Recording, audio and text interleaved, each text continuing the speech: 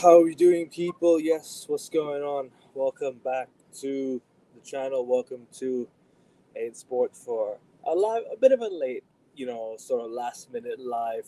Always wanted to, get stuff out of the way. Not really much has been going on and such, but today it's more about the all out sports. We're gonna talk about sports in general. This is what my channel is about. All the sports we've done, all the talk, all the shows we've done.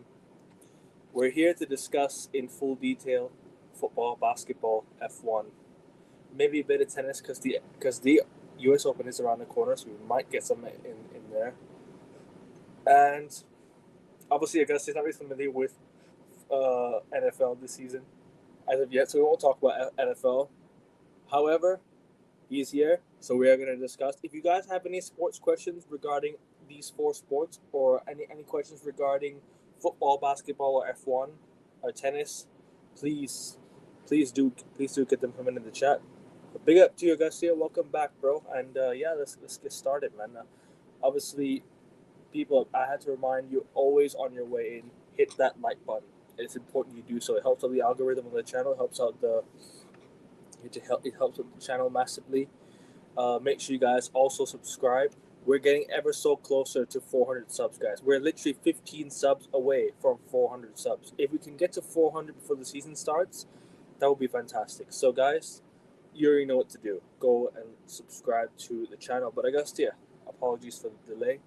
Welcome back, bro, to the channel. And yeah, let's get started, my G. Let's get started. What's good? It is a pleasure to be with you. It is a pleasure to be with all of you in the chat. Ekevin, I know you opened the show by saying there's not much going on here. I beg to differ. I hate to differ. I feel like there is an elephant in the room, as you know, you and I are both Man United fans.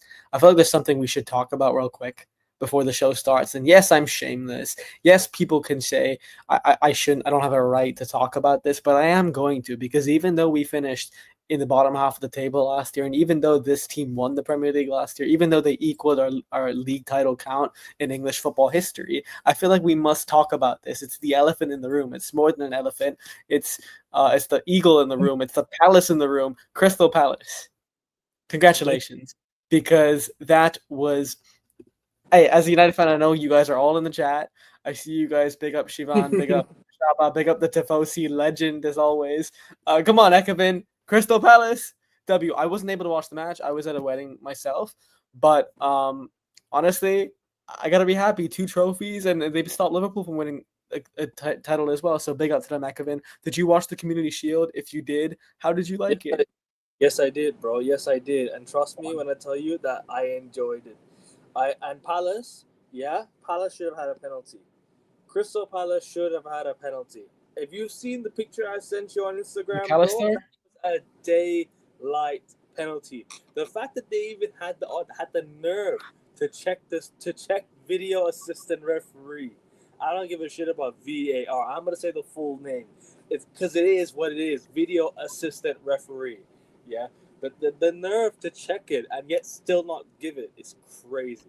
It's still beyond a joke. McAllister literally slapped the ball like he was playing basketball, man. Come on, man. What are we doing here?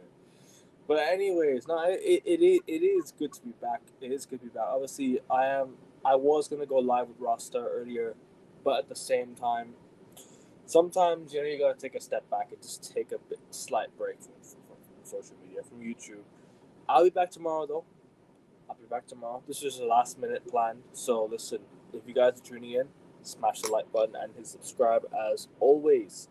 But yeah, as you mentioned, Crystal Palace, I called it. I called it once again. Liverpool once again losing at Wembley. How lovely! How lovely, huh? Liverpool once again losing at Wembley. However, we all know about the Community Shield curse. We all know about it, and I'm not going to overlook that. However, I'm glad that Crystal Palace have gone 3 out of 3 at Wembley this past year, and big up to Crystal Palace, man. So very well deserved, beating Man City and Liverpool, 2 of the best teams in the country, at Wembley in the past, I'd say, a few months. So big up to big up to Crystal Palace for that, and big up to you know big up to the Eagles. I guess that's what we have to say. But obviously, United. We'll get into United. Let me just get through the comments quickly. Thumbnail simple and sober. Big up to you. Big up to you, Foxy. Big up to you, my bro. Yeah, it was like a literally last minute. I literally just designed this like half an hour ago. Like literally just added the pictures, added the text. I'm like, yeah, nah. What background should I use? Let's put it in there. Yeah, I mean, put it in there. Big up to Shivan. Hope you well, bro. Big up to Shivan. Liverpool downfall pending. Facts. Hell yeah. Hell yeah. We'll be there. We will be there. I mean, it's not happening, but hell yeah. Nah, it's not gonna happen. But we hope so. Big up to Ashaba. Big up to you, bro. Big up to you. Big up to you. Cunha 0 goals. Glock 14 1 goal. Where's your preseason trophy, my friend? Where's your 3 preseason trophies? Don't forget. Yes, the handball. Yeah, that's it, bro. He slapped the ball like a basketball. I think he got away with it. McAllister was saying, bro, I kid you not. McAllister literally said, fuck, when they were checking VAR. He literally said, I'm not even joking. If you go back and watch it, guys, I seriously, yeah. If you go back and look at the part when McAllister handball, he literally said, fuck. And I'm like, bro, how does the referee not spot what he says and know he made a mistake? He knew he got away with that one. Hey, Palace missed a lot of penalties, man. Liverpool missed penalties too, man. Hey, Dean Henderson, fair play to Dean Henderson. We have had 2 preseason trophies, 3. The Hong Kong trophy, Fiorentina, and summer series. Premier League summer series, yeah. But that was postseason. To be fair, the Hong Kong one. But we lost the one in Malaysia. Oh, we'll count it anyway. It is what it is. Propaganda over truth sometimes. Come on. No, I'm kidding. But like I said, I want to ask you. Obviously, United in the last, I'd say, 2 months and a half was very quiet. Must I add? We were very, very quiet in terms of business, in terms of sales, in terms of bringing players in terms of outgoings. Obviously, this past week we managed to get Sesko, and now we're linked to Carlos Baleba, and now and there was rumors of Gianluigi Donnarumma, and then the last month we signed a Buemo. Cunha was counted to last season, counted towards last season. But talk to me, bro. I mean, what are your thoughts on United's window so far, and just talk to me about just overall assessment of United? I mean, since the Europa League final, we've just been miserable, but now the transfer window is kind of like, sort of picked us back up a little bit in this, and the new, don't forget the new Carrington as well. But take it away, bro. Yeah, for sure. In my opinion, Ekevin, I think it's the greatest window we've had this decade. Is that easy to say? Is that safe to say? Surely. Sorry? Best window this decade for Man United? No, surely. No? Am I missing? I disagree. No, I mean, we've not had... this decade?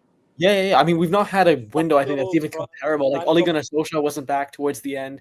Erik ten Hag... Sancho, Varane, Ronaldo, the profile. Sorry, yeah.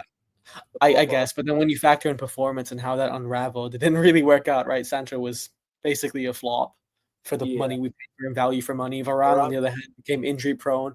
Ronaldo, we all know what happened to him. So when it comes to this window, I would say the signings are good. Ruben Amorim has been backed much more than almost any manager post Sir Alex Ferguson. And the bar is not very high for that, but he has been. At the same time, it's not just about getting your signings in. It's also so important when you get your signings in. Because these footballers, this isn't FIFA. You can't sign a player on the last day, expect them to acclimate to the squad, and suddenly be match fit, stylistically aligning with the objective of the manager. And Amorim, as we all know more than other managers, his style of play is so much more unique. Right, it's so much more distinctive in terms of how he plays. He doesn't set up the conventional, way as a Pep or a Klopp in terms of 4 at the back. And this system is maybe even as, if not more, demanding with the 3 in the back. So, what I would say is, I think with United, the signings are good, no doubt, but you had to get the signings in earlier. I think you had to put them in the window a lot earlier, like Liverpool did, for example, getting in signings from the get-go. They've done it in summers before. They do it this summer. So my only issue is, as much as we're finally getting the signings, Ekevin, you're right. It should have happened a lot earlier. Why were we waiting 2 months? Why were we only stuck with Matheus Cunha? That's my issue. But apart from that, guys, I think the signings are great. I understand that we're looking for, as you mentioned, Donnarumma. United are looking for a keeper, I think, and also another midfielder. I think that's the aim, right?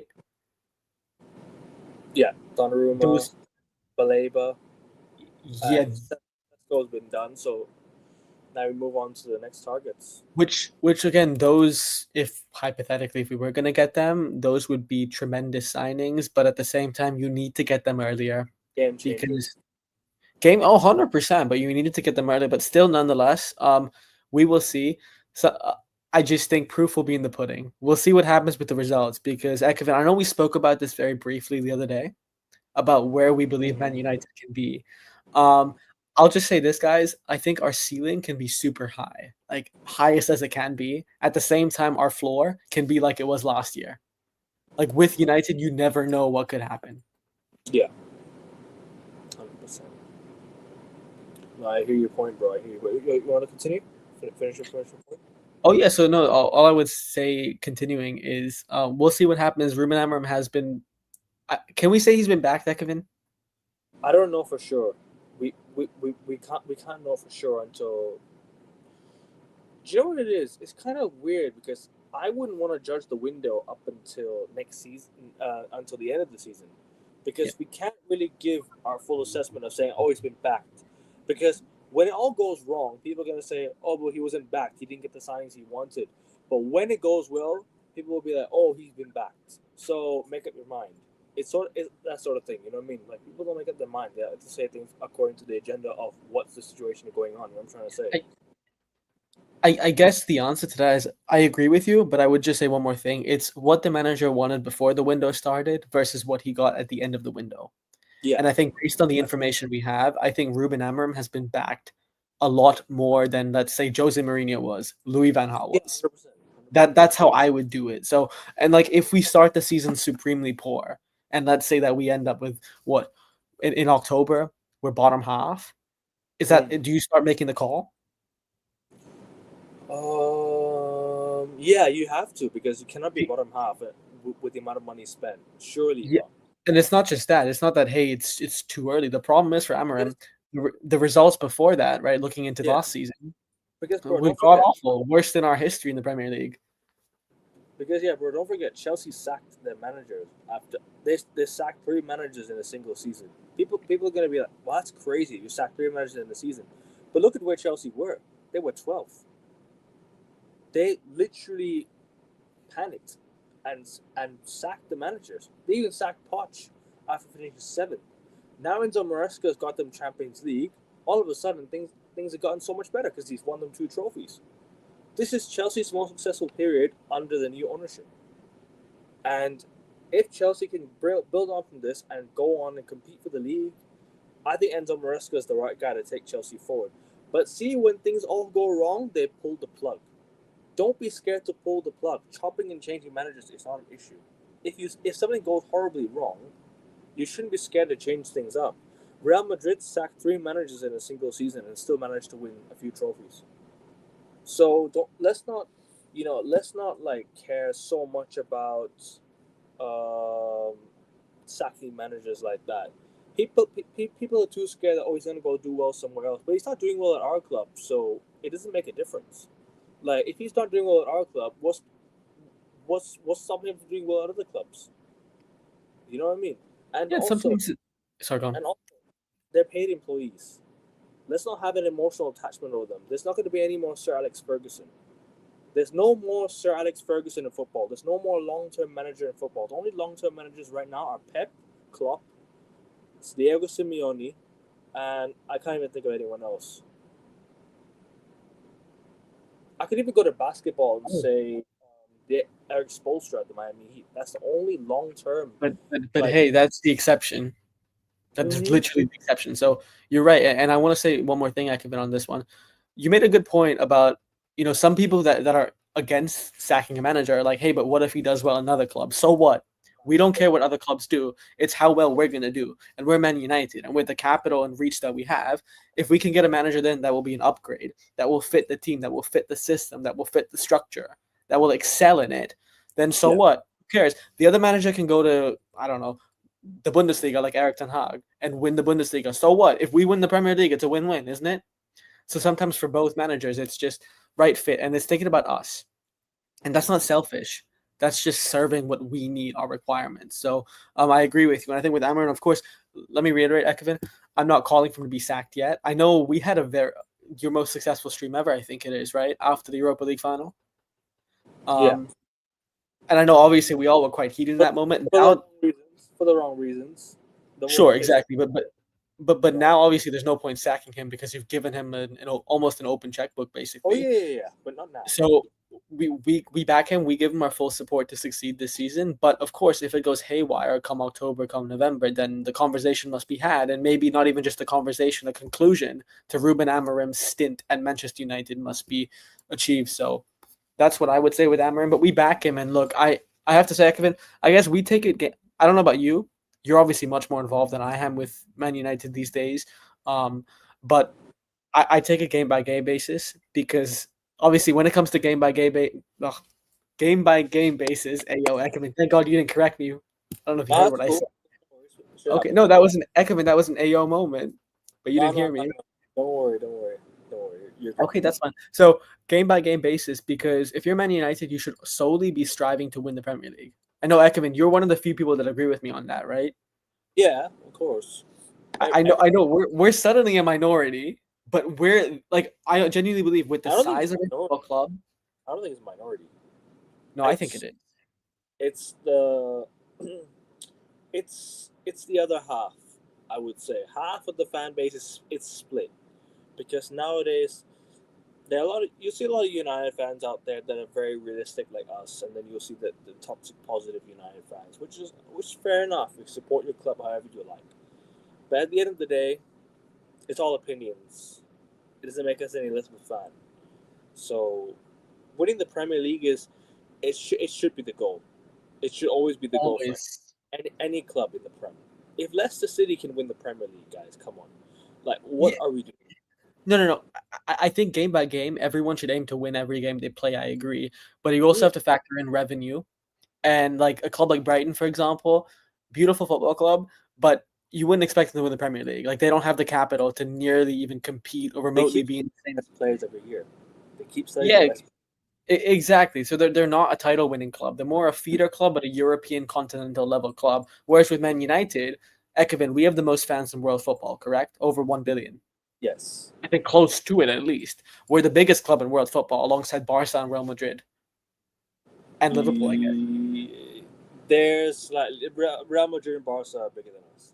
But I mean the fact that it's comparable, my point being here is we're up there. Yeah, we're up there. Yeah. Because we can compete to their level, in terms of stature and size and revenue, we should also be reflecting that level of status on the pitch. Not just off it, but on the pitch. Siobhan, you're 100% correct. Also, Liverpool, I agree with you completely. So Liverpool emerged as one of the biggest clubs in the world. No, I mean for sure. We've had this debate countless times. I've said this. I think Liverpool are the better club. United are the bigger club. Liverpool better all time. Look at the league titles. We're tied. And also they have more European championships. They have, I think, more trophies now as well. Also, they've done it throughout all the different... It's about level, but Liverpool have more European success, so that's why... But the tiebreaker, they take it, right? With bigger trophies. It's European success, yeah, that's why. Exactly. Whereas with us, I think we're just a bigger club. Like, we're more known globally and universally.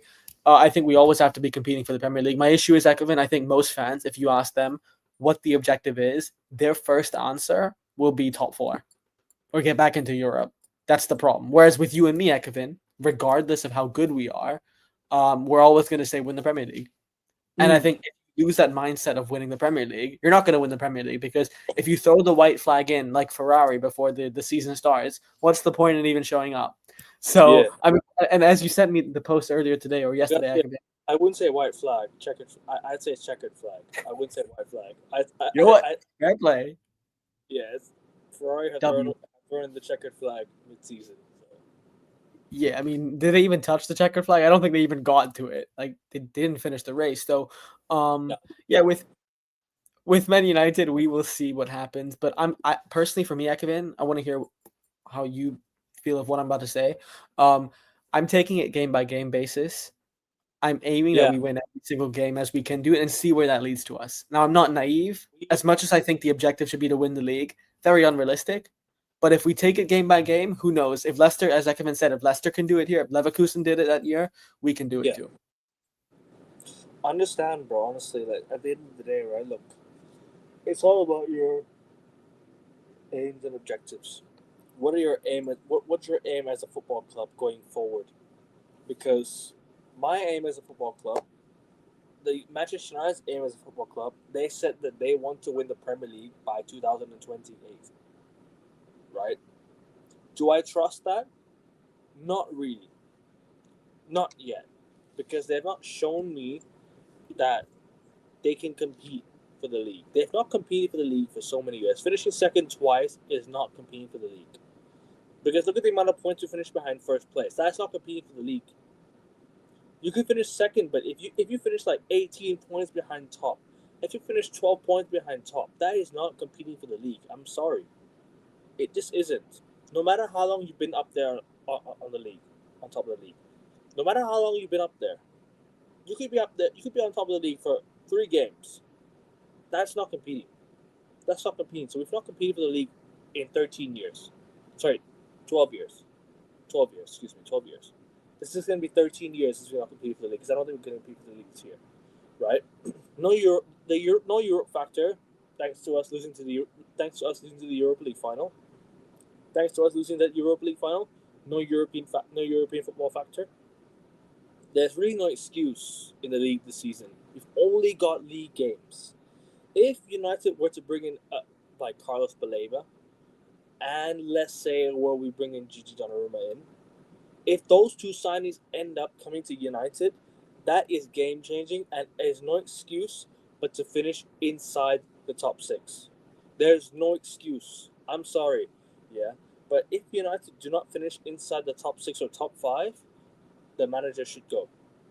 Because those signings are literally game-changing signings. And if you cannot get the best out of what you have after you've just finished 15th, yeah, you've got signings, you've been backed, you've got Cunha, Mbeumo, Sesko, Shesko, I should say, because that's how you say his name now.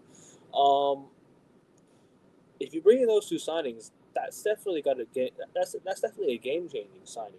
Like that's definitely a game changer in terms of how you look as a club, how you look on the pitch and on paper. That squad should definitely be in a high European spot. There's literally no excuse. And I also want a domestic trophy.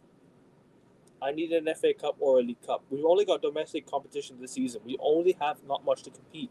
So if United want to win a trophy, that has to be the League Cup first. Because the League Cup comes first. And don't forget, we are in the second round of the League Cup, so the League Cup literally starts in 3 weeks, or a couple of weeks. I want United to be in that 3rd round pot. 4th round, 5th round, up until the final. I want us to go and win it. I want us to go win that FA Cup as well. Keep going for trophy after trophy after trophy. That's what makes us successful as a football club. You might not look at it as the biggest and the best trophies, but what do other clubs do? They nick the trophies available because that adds to their trophy cabinet. Why do we clown Arsenal, Tottenham, and all these guys? Because they hardly won things. We clowned Liverpool for years because they didn't win the league. All they had was 1 League Cup, and we clowned them for that. So, all I want Man United to do, is to go out and win a trophy, and win and finish in a European spot next season. That's my goal next season. Get into the Champions League, because it has to be if we get, like I said, only if we get those signings. It has to be finishing the Champions League places and win me a domestic trophy, and that should be. I'll take it. That would be one of our best seasons in a long time. It's got to be.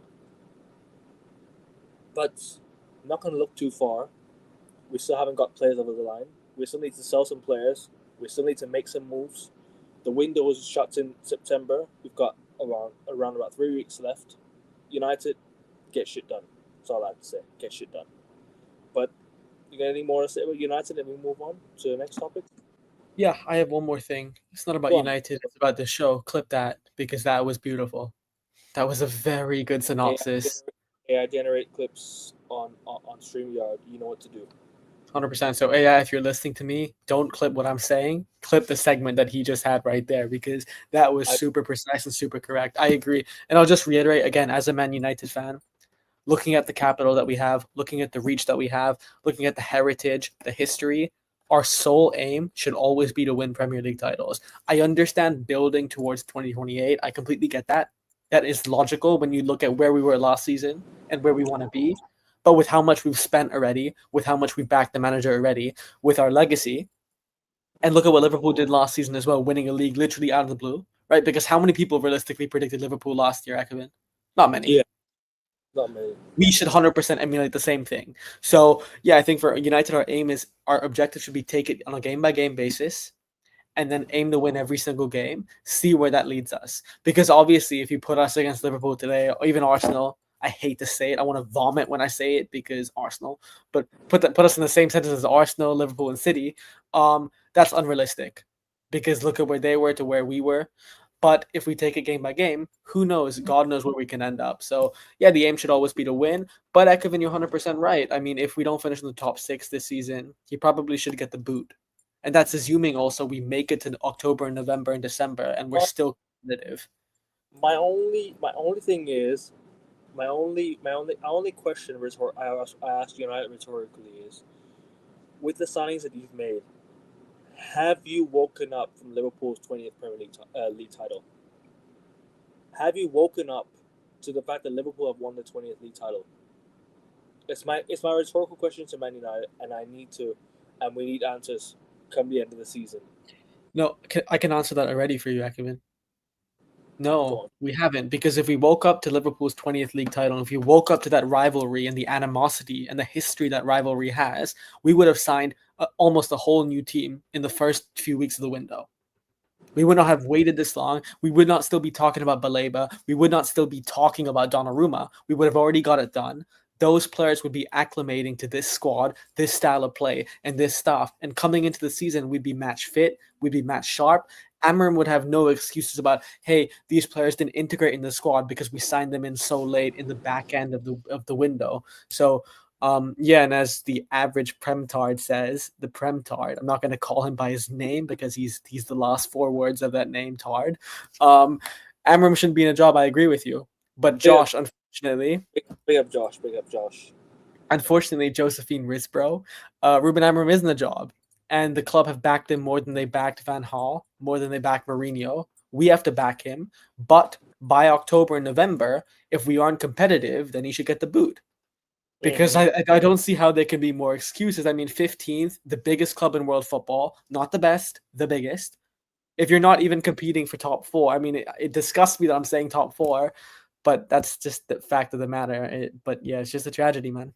It is a tragedy. It is. But any more you want to add about football, or you want to move on from that now? Nah, we can move on, man. I feel like that was a good segment, and I think AI, if you're listening, there's a lot of clippable moments right there. Let me get through the comments quickly, yeah. Yeah, I'll be back in about a few minutes, okay? No worries, bro. Cunha 0 goals, Glock 14 1 goal. Bro, Shaba, I swear, you're ashamed of this, yeah. Just relax a little bit, my G. Relax. I know you won the Emirates Cup, and I know you're all jolly, but listen, the season hasn't started yet, and we see each other next week. So hopefully, we can talk about all that. We can talk about that next week. The Hong Kong was during postseason. Yeah, it is. The new character looks nice. Yep, and I will ask Augustia about that again real quick, just to round off the United segment. Chelsea are going to be dangerous this season. Exactly, they are going to be dangerous. Bro. The signings that they've made, right? If they can get Xavi Simons over the line, if they can get another center back, because Levi Colwill is now out with an ACL, so he's gonna miss the rest of the season potentially. He's gonna miss the whole next season potentially. They need a goalkeeper and another center back. If Chelsea can sort of get another center back in, and maybe Xavi, if they can bring Xavi Simons in, Chelsea are definitely strong enough to compete for the league next season. Don't write Chelsea off. Do not write Chelsea off. Big up to Rasta. Big up to you, bro. Big up to Rasta every single time. Big up to Rasta. Big up to you. Make sure you guys sub to Rasta Stocks. He'll be live on my channel tomorrow. For the United game, and we'll be talking about United more in depth detail about United tomorrow. So tune into that. Big up to Rasta. I agree, definitely no excuses next season. This season we sign Baleba, but also we need to sign a keeper. So if we sign Donnarumma or Baleba, then there's no excuses. You're right. Big up to Josh. We'll be live tomorrow as well. I'll be live tomorrow with Josh. Will be on the ball, so make sure you guys tune into that. Amram shouldn't be in a job. 15th losing a UAL final is disgusting. To Spurs, yeah, that is disgusting. 100%. We should never have lost that game. It was one of the biggest disgraceful. It was one of the most disgraceful losses in the club's history in recent time. But I guess Wait, what are you talking about, Ekavin? I don't know what game you're talking about. I don't know what you're talking about, man. Career mode, you lost to Tottenham. How could you, Ekavin? Get out of the job, bro. No comment. The new Carrington looks nice. I want to ask you about, have you seen the Carrington photos? Have you seen the photos of the new training ground that we just rebuilt? I have. I've seen some of the pictures, yes. I mean, compared to what it was before, don't take my word, take the word of one of the greatest footballers, one of the greatest athletes, one of the most famous people in human history, Cristiano Ronaldo. I mean, we saw his unscathing interview with Piers Morgan, Ekavin. He said everything you need to know, and we've seen so many leaks, no pun intended, leaks about the situation as well. So, yep. Yeah, I mean, look, I think it's much needed. The upgrades are much needed. From the pictures I've seen, some of them seem too good to be true. They seem artificially generated. But hey, Ekavin, I like them for the most part. I haven't obviously investigated it or seen the whole landscape, but I've seen some pictures and stuff, and it's compared to before, man, anything looks like going from hell to heaven. So I guess kudos to Ineos. But even then, I mean, as a football club, our structure and system is still not designed for the winning standards. Yeah. Ekavin, what did you make of it, though?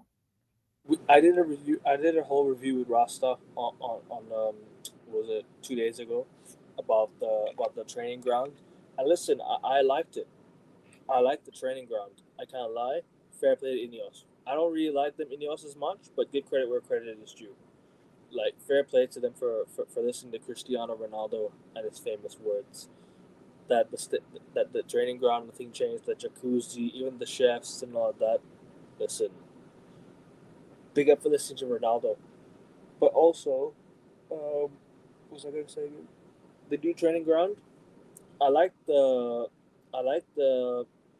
Kathy Phipps, Sir Alex Ferguson, paying tribute to Kathy Phipps. Obviously, she's been a huge part of United and the recent history because obviously she's been there.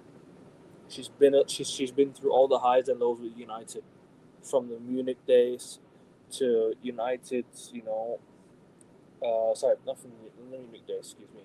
I mean, she's the longest serving member of Man United in our history. 55 years. So it's only right that we serve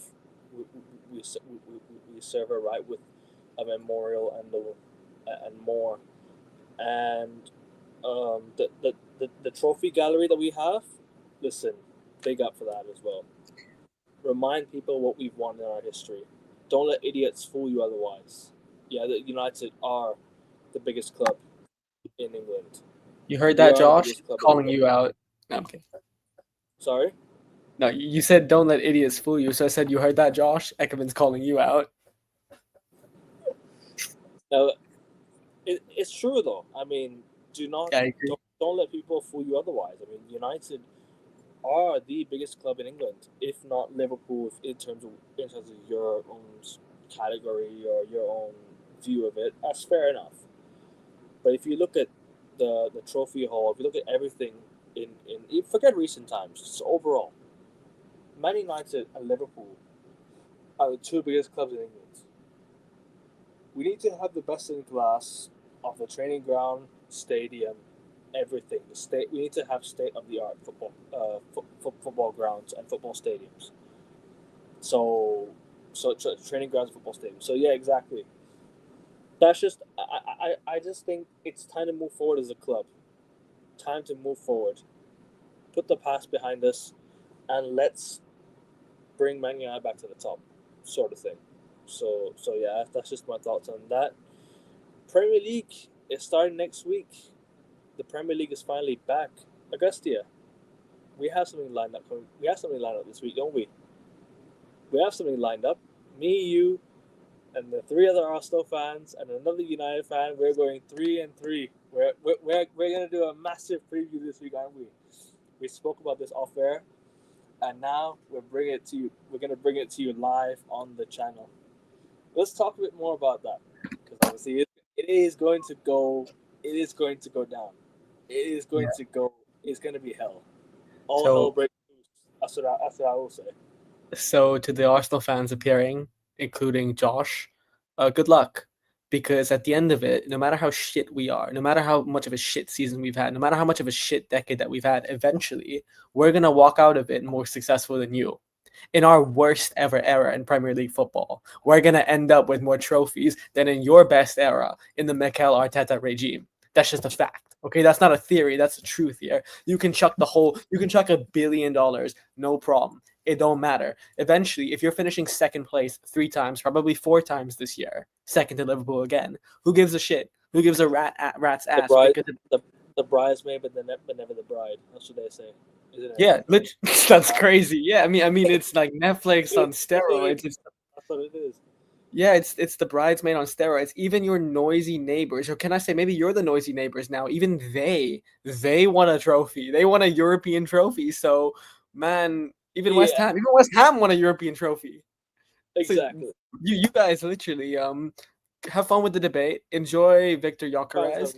No right to make fun of that Conference League because they've never won a European trophy in their life. They've hardly ever won something. Yeah, exactly. And West Ham deserved it, right? So honestly, and even Chelsea, look at Chelsea, man. They're the champions of the world. Sorry to interrupt you, but guess who won it for West Ham? Declan, yeah. So exactly. I mean, look, when it comes to Arsenal, we will see you guys this week. But have fun. Good luck. Talk about your second place. Glorify your second place. When should we do the preview? Like the 3x3 preview. Me, you, Harry, Cam, Josh, and Jack.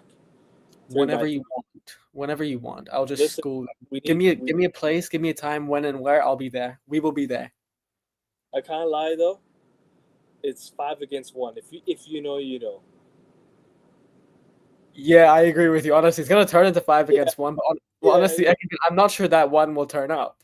Here, I mean, he misses everything, bro. There was one time where obviously he did mention that he was going to turn up. Didn't turn up the next day. I had to wait 24 hours for a stream. Ended up doing it by myself. But listen, it is what it is. It is what it is. I mean, Dan Evans, bro. He can enjoy Ibiza with Dan Evans, Ekavin, with that Wimbledon trophy, right? Did he make it to the second week? Did he make it to the second week? I don't remember. I feel like they did. They made the second week of Ibiza. Yeah. Yeah, and obviously Djokovic lost so early on. Like, oh my god, bro. How could he lose to Dan Evans, Ekavin?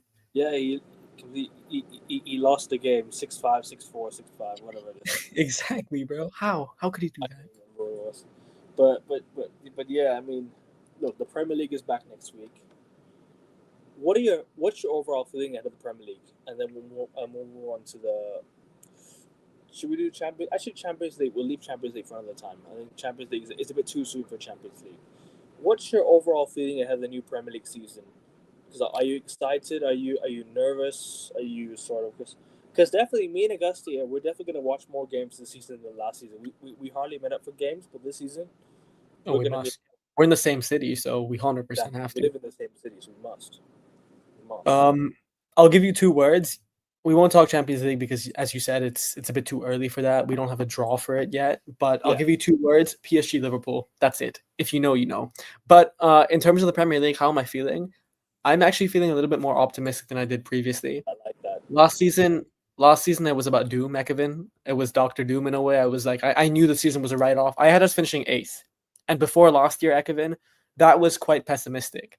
Now, obviously, I was completely off. I was off the mark, way worse than even I could have expected, probably. But this year, as we said with Man United, Amorim is in. and I'm someone who believes Amarin should have probably been gone, but he has some of the signings he's wanted. He's had somewhat of a preseason. The style of play is slowly being integrated. And if we take it game by game, I think it will be better than last year from a Man United perspective. But holistically, overall, yeah, I think it'll be a fun year. I think it'll be a great year. I think the top four, I think we all know what the top four should be, right? If there are no major surprises, it should be Liverpool, Arsenal, City, Chelsea in no order. It should be those four, right, Ekevin? Surely. Yeah. Like I will 100%. We will do Premier League predictions, so we're not really going to get into too much detail about where we think our clubs are going to finish and whatnot, because I will be doing a Premier League prediction show separate to game week one preview. So I think I might do game week one preview on Friday, and I might do a Premier League prediction show like a different day. You know, I might do, or I might do it together. It depends, because obviously the Premier League does start on a Friday night, so I do kind of want to get things out before the season starts, and I also want to do FPL content, so I want to try and get things done before the games start. You know what I mean? I don't want to rush things. I don't want to wait for. I don't want to have to do things all at once. I would much rather do things on a separate show. So Premier League show will be Premier League prediction show plus Premier League game one predictions show will be different. So. But obviously, how continue with how you're feeling and all that. Yeah, I mean, it should be a spectacle for sure. When is it not? But it should be a spectacle. I'm looking forward to it. I think that top four, we know who's going to be in the top four. The fifth spot for the Champions League would be fun. That'll be a fun battle to watch out for. And yeah, I mean, look, we'll see what happens. I do think though, push come to shove, I hate to be the guy, Akivin, but I think it's finally time where Liverpool ascend to the throne unanimously and become the outright leading the outright English team that has won the most titles in English football history. I think that will happen at some point this year. And that's a tragedy, Ekevin, for you and I. It's a sight that we should have not ever seen in our lives, but it's going to happen. And Liverpool are going to be coronated as the team in English football history. But I think we'll enjoy the road to it for sure. It will be fun. And we'll see where Isak lands up as well, Ekevin. Because if I'm not mistaken, that saga is still going on, isn't it? Apparently, Newcastle saying they don't want to sell no more, and the player is not happy with the club. That's what I heard. Which is why I don't think the saga is over just yet. If the player's unhappy, I don't think it's done yet. Obviously, there were some reports of some unrest in Newcastle as well, wasn't there? Yeah, there was. Yeah, that's why I think he's training separate with the squad now. And that's why I didn't want to bring him back, because it might cause a bit of unrest and all that. Friction. Yeah, exactly. So, as of right now, I mean, I'm excited, nervous, and I'm feeling okay, because the thing is, look, as much as we bash United for not doing what's required, we can't live without young football clubs. You know, we need somebody to keep us going every single week, no matter the situation of the club, no matter the state of our clubs. We need our clubs to keep us going. You know, at the end of the day, we love our clubs. We always want the best for our clubs. And call me crazy, but I'm excited for United to play again, because it's at the end of the day, a new season. You're always gonna feel a bit positive at the start. You always kind of feel a little bit like, oh, it's a new season. We have new hopes. We have new ambitions. What's gonna happen? We don't know. It's always that feeling at the start, and then obviously mid-season, shit happens, and then it all comes crashing down. But at the end of the day, no matter how much we bash our clubs, I can't live without Man United. I can't live without my club. So I just want us to come back, keep on going, to keep trying, make it a much better season than the last. Always want a better season than the last, every single time. God willing, yeah. I mean, yeah. Sorry, go on. Sorry, no, Ekevin, that's beautiful. I agree with you. As much as we criticize United, let's not make it forgotten. We love Man United. The reason we show passion and criticism is because we love the club. If we weren't passionate, we wouldn't love the club. So when we hate the club, it's not hating the club, it's just wanting it to be better. Exactly. It's demanding the best. So at the end of the day, we cannot live without him. And listen, always hope for a better season than the last. I do want to ask you this question, and we are going to move on to basketball because I have a lot of questions about basketball, and I want to discuss a lot more about the NBA as well. Same. What are your thoughts? What's your actually not what are your thoughts? What's your preference? Winning the league or the Champions League? If you had to pick one, and why? Ooh, good question. I I think now for sure the league, because to get back above Liverpool, I think that's what I want. Some can say I'm petty, I'm petulant. No, come on. Maybe I'm being immature. Surely not, Ekavin. I think the league is good. Also, the league, as Josh, we've had the conversation before. League is a better barometer of consistency and reliability Agreed. 38 and games. ability. Whereas the Champions League, on the other hand, as much as some would say it's even more prestigious, at the same time, you can win like a Club World Cup with Chelsea. With all due respect, even though Chelsea, did very well in the Club World Cup, they're not better than PSG, right? They're not better than Real Madrid. I don't think they are either. So, yeah, I think the league is the good barometer, because if we win the league this year, sounds crazy to say, but if we win the league, that means next season Champions League confidence for that would be crazy. So yeah, but if you ask me, the truth is, Ekavin, if I could pick between league and Champions League, I'm not picking or, I'm picking and. I say win both. But I mean, if I had to go one or the other, it would be the league. Yes, it would be the league. Obviously, I've never seen us win the Champions League. I've only started watching football in 2009. I watched the 2011 Champions League final, and that hurts. Still hurt, but listen, at the end of the day, you live and you learn. Unfortunately, we didn't learn. But the one day, get back to that promised land. We need to get back to the promised land one day, fingers crossed. Fingers crossed. I want to see us back there. I agree with you. I think when you win the league, it's so satisfying knowing you're the best team in the country. Knowing that you are the best team in the country, and you're winning it over 38 games. You know, when you play the same teams twice over a course of a 38 game, like sort of, yeah, it's more to do with, title races, when it goes down to the wire, the points. When you scrape by and win the league title, it's always a great feeling.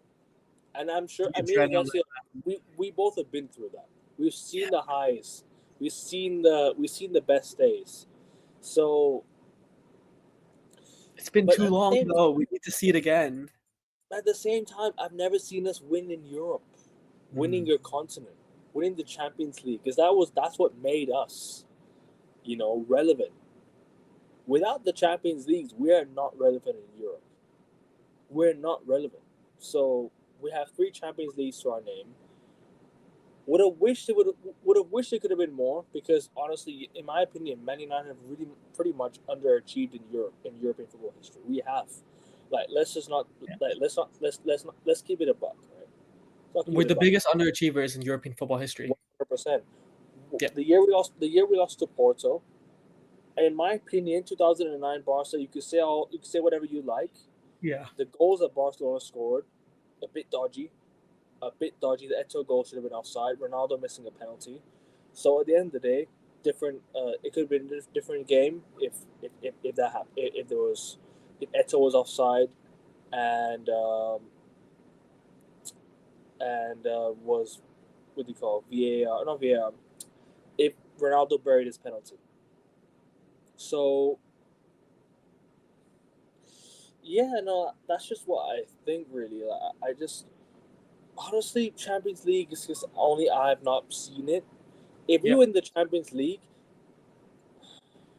if you can win the Champions League, but if you're not the best team in you're not the best team in the league, that just doesn't look good. So you have to be the best in your country, in your league, before you can be the best in Europe, in my opinion. Yeah, to me, winning the Champions League, as much as it is so prestigious, it sounds more circumstantial. Whereas with the league, it's more about quality and capability. 100%. But yeah, people in the chat, if you wanna add your suggestions and your comments, please do so, people. Please do so, and keep liking the video and subbing to the channel. We're getting ever so closer to 400 subs, guys. Hey, Ever so closer to 400 subs, guys. Come on. You already know the drill. now, by the way, can I say something real quick? Josh, you missed it. I owned you so badly earlier. Kevin, you know what I'm talking about? A couple minutes, 10 minutes ago, when you mentioned Josh Yeah, about yeah, idiots. yeah. Josh, you should rewind and see what I did there. Yeah. Josh, Sorry. Jo- Okay, uh, Josh, I understand what you're talking about here, but at the end of the day, United are the biggest underachievers in European history because we actually have stature. We actually have history and heritage when it comes to Europe, when it comes to winning big titles. You're not even in the conversation because, frankly, your club isn't even big enough to be in this conversation. With all due respect, you're not in They that would S. have. They would have 2006, but Oh, for sure. But like when it comes to the biggest clubs in European history, Arsenal aren't in that conversation. They're oh, not. They're not in the biggest, they're not in the best. And the same with this season, they're going to be second place again. And Josh, you didn't hear me at that part, but your best era under Arteta is not even going to be better than our worst era in our Premier League history. So take that, oh yeah. Josh, and I'll see you later this week in this debate that we have. Mm-hmm. Ronaldo's penalty miss was against Barca in the semi-final of the first leg in 2008. Eto'o wasn't offside in 09, but was in 06. I'll correct you. Ronaldo did miss the penalty. 2009 Champions League final, we missed the penalty. Go back and check it. It happened during the match. Augusta can help me recall this. We missed the penalty in the Champions League final 2009. We did in the Yeah, match. I mean, whether we did or we didn't, Ekhoven's point is not about like specific moments. It's that we had a team capable of winning. And Yeah, Ekhoven, exactly. you mentioned obviously there's no doubt that Pep team 2009 to 2011, perhaps the greatest team in football history. But even Yeah. then, we had a squad capable of winning. When you look at our team, like Ekhoven, I think we've had this debate before. Some would even argue that our squad, that 2007, 8, and 9, better than the treble squad.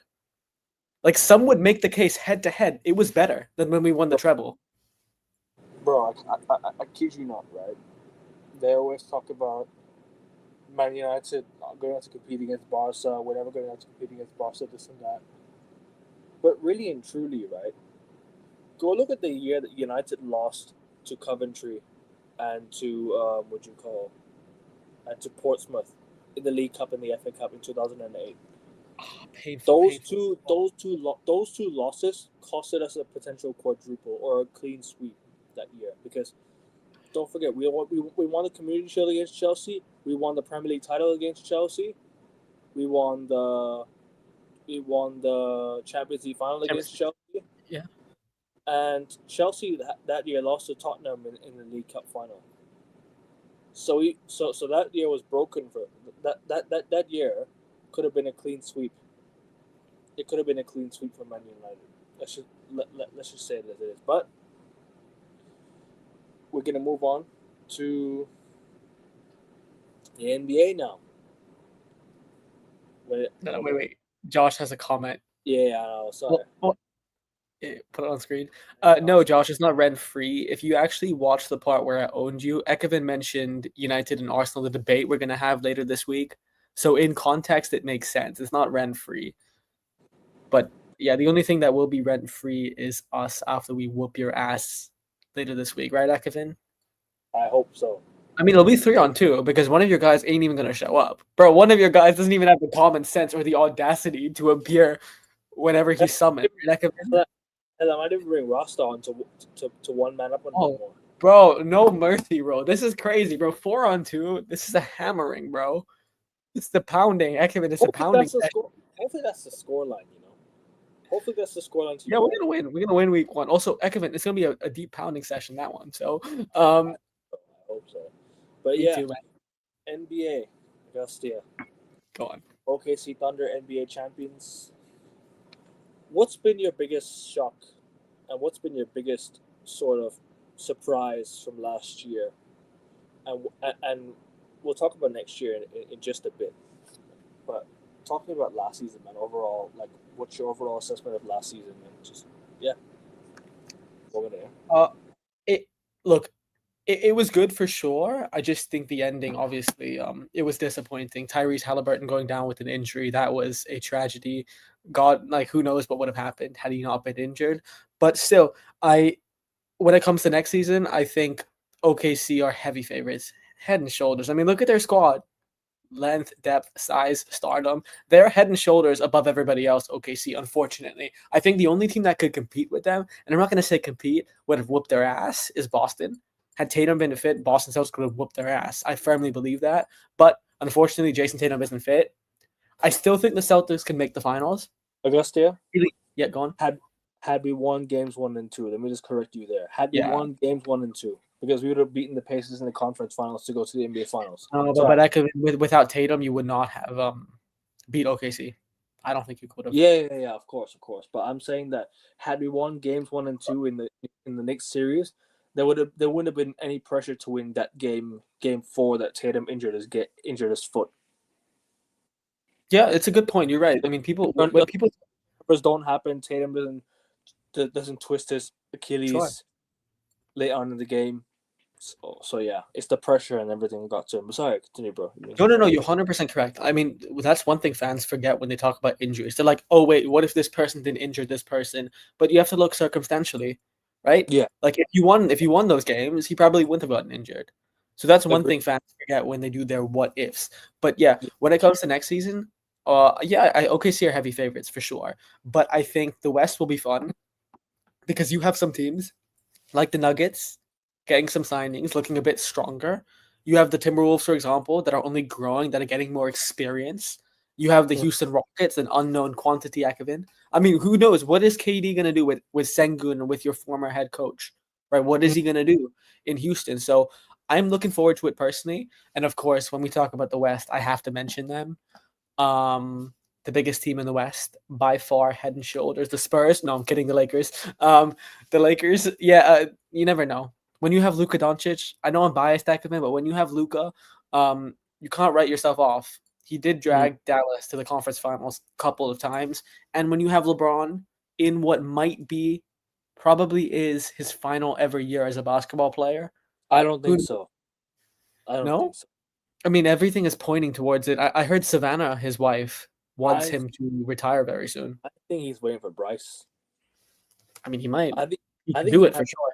I think he might play 1 year with Bryce and Bronny in the same team, bro. But where, in the Lakers?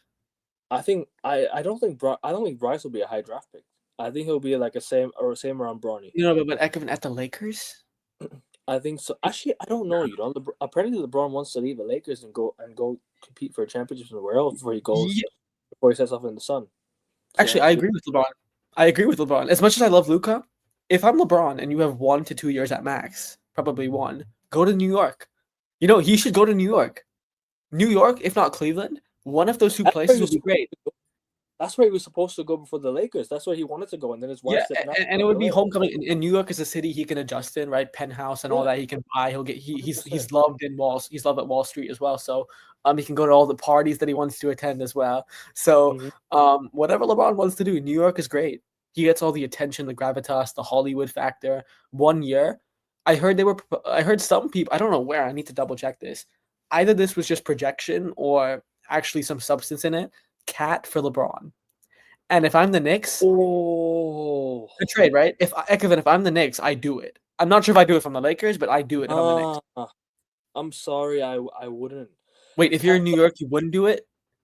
Cat's got many years left. LeBron's only got but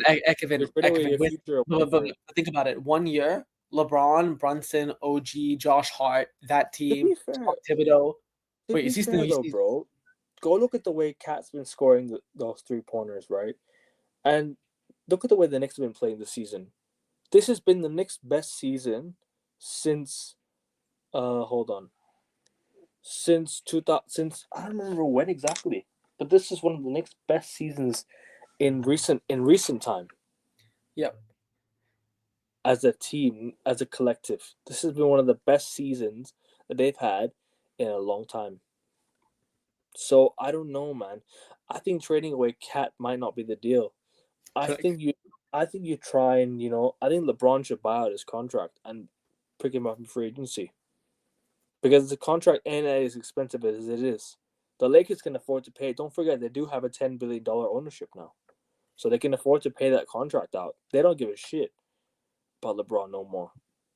This is where they're trying to say, goodbye, LeBron. We're trying to push you out now, in my opinion. So Yeah, that's why I think finally the Lakers are just going to cut the losses and say, we're going to pull the plug, say goodbye to LeBron. We're going to build around Luka. We're going to say hello to the future. We're going to bring in a couple draft picks. We're going to try and, build. Because I don't think the Lakers are going to be a good top team this season. I'm going to be honest with you. I think the Lakers are still going to be a bit of in a rebuilding phase. If LeBron does leave, that's where I think maybe the Lakers are going to rebuild. I don't think they're going to tank. I don't think tanking is a solution for any team to no, with rebuild. Luka, you should not ever tank. No. I agree. I think the Lakers might not be a high seed, but at least make the playoffs in it's sort of like a low 6-7 seed. I don't think there will be a bad season for them considering losing their best player. And yes, LeBron is still their best player. I'm not going to argue against anybody with this one. He is still their best player, even if Luka Doncic has just. No, he's not. He's not. For sure. Even LeBron himself would say the same thing. Privately, no, but publicly, Luka is the best player. When Luka was healthy, when LeBron was healthy, Luka was outperforming LeBron. And Luka is the future. Luka is the present. Luka is the Lakers now. He signed that extension with the Lakers. It's Luka's team. It's not LeBron's team. LeBron's the Robin to Luka's Batman. And that sounds crazy. I know everyone will be like, what the fuck am I saying? But Ekman, that's just the fact. I mean, Luka is the man.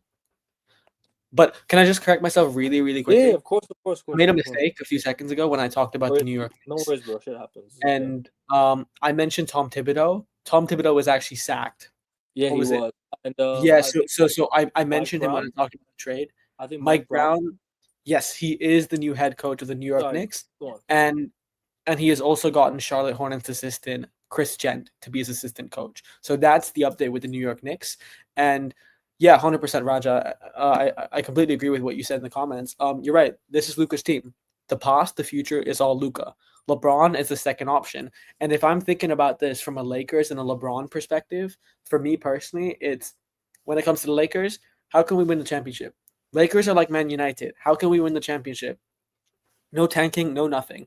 And LeBron is great. I love LeBron. I would not ask for him to be traded. Him and Luka, I'd love to see them across the full season.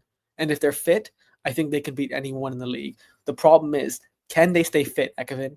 Can they stay fit for a whole season, LeBron and Luka? I don't think so, because both have their own issues. Now, Luka looks slim fit. Luka looks great these days, but still. So, I mean, with LeBron, Ekavin, I know you said no to the trade here. I think I agree with you. I mentioned this to King as well.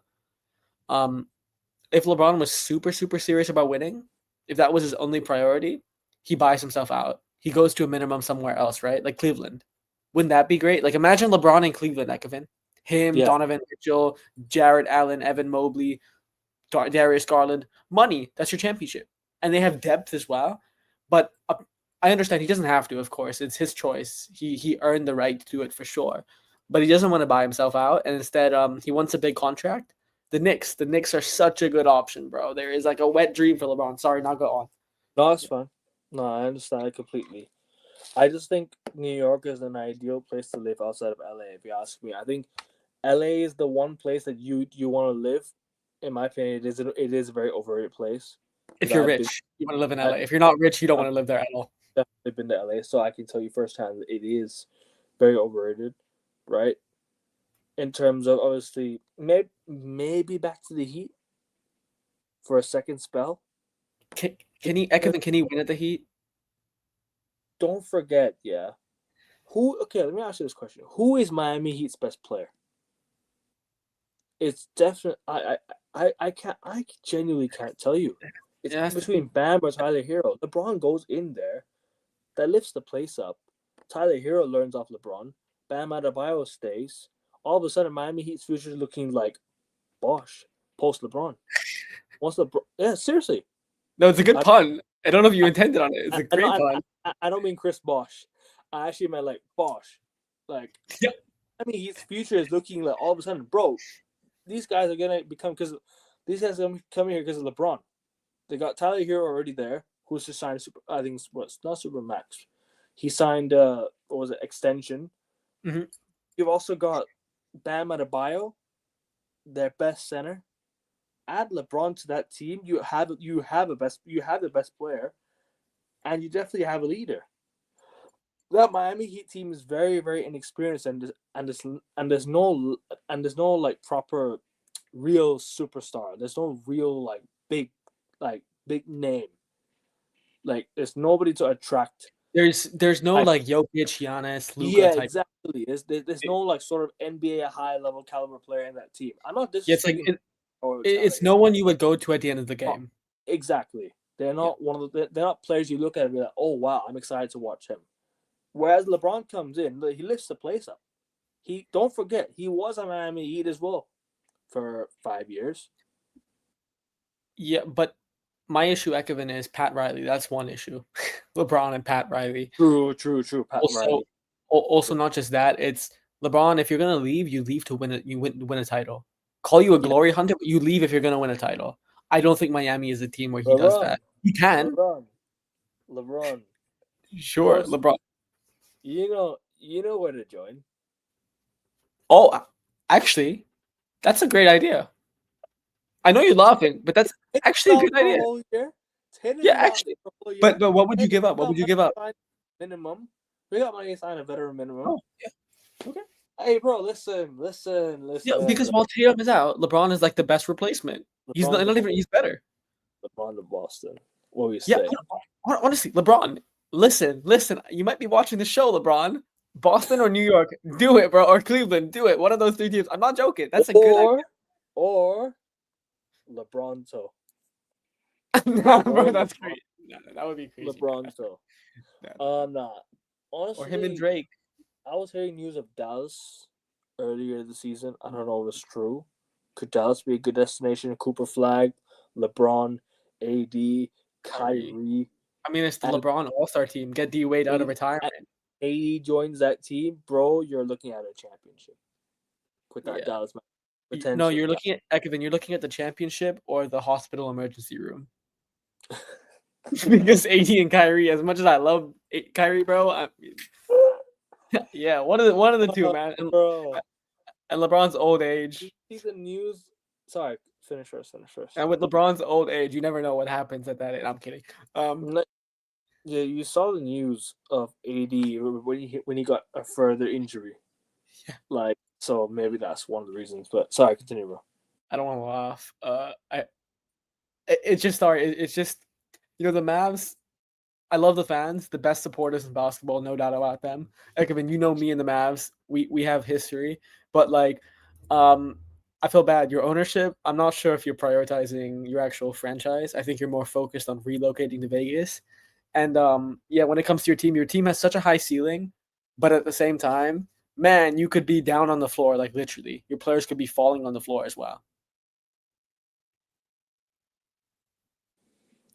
I hear it. But for me, I want to move on to this quick topic and then move on because obviously it is getting quite late, and obviously so we move on to F1 and maybe talk a bit about tennis as well. And if you have any questions in the chat, please do ask people. Please do ask us. Yeah, big up to Rajat. Big up to you, my bro. Big up my brother every single time, bro. Big up to Rajat. Luka's gonna take the mantle off LeBron when he leaves LA. Possibly, yes. He is definitely going to. Our topic today is we're just talking about all sports, my bro. We're just talking like football, basketball. We're talking maybe F1 in a bit. We're gonna talk maybe a bit of tennis as well. So yeah, look. So just tune in and also leave your questions in the chat if you haven't done so already. Big up to you, bro. When is Kyrie back on Mavericks healthy and fully fit, healthy? I don't know. I think it could be back by December, January, from what I'm hearing, because I think Kyrie also did the Achilles, like Tatum, Tyrese, and Dame. So although Tatum, Ekevin, can you confirm if this is true? I heard he was seen at the Patriots training camp. Yes, he was. Without a boot. Yep. That's very encouraging, isn't it? So this is what I'm trying to say. If Tatum does decide to come back by March, which I wouldn't rush him back still. However, if the doctors do clear him and they say, you know what, okay, Tatum, you're clear to go, bro, I think the Celtics are automatic contenders when he comes back. Genuinely. automatic contenders when he comes back. I disagree. You're not contenders. You're favorites. Because the only thing is, we did have a bit of a reshuffle in terms of squad. Don't forget, Drew Holiday, Porzingis has left, so we did have a bit of a reshuffle. Ooh, And I'm right. going to talk about Boston. I mean, Anthony Simons is a good player. I will say, Anthony Simons is a very good player. Since he's come in, I thought, you know what, that's a very good addition to our roster. And we just picked up Chris Boucher as well on a free for a 1-year deal. Chris Boucher from the Raptors. I think he averaged like what 10 points as a center, and like what Good 4 rebounds. rebounds. So this is what I'm saying. I think, you know what, that's a good move, and I'm kind of sad that Al Horford's not coming back as well, because I like Al Horford, and he could add a lot of veteran minutes to us. He could add a lot of, sort of experience. But if he does decide to retire, fair play to Al Horford, man. Thank you for everything, man. Hey, Kevin, I don't interrupt.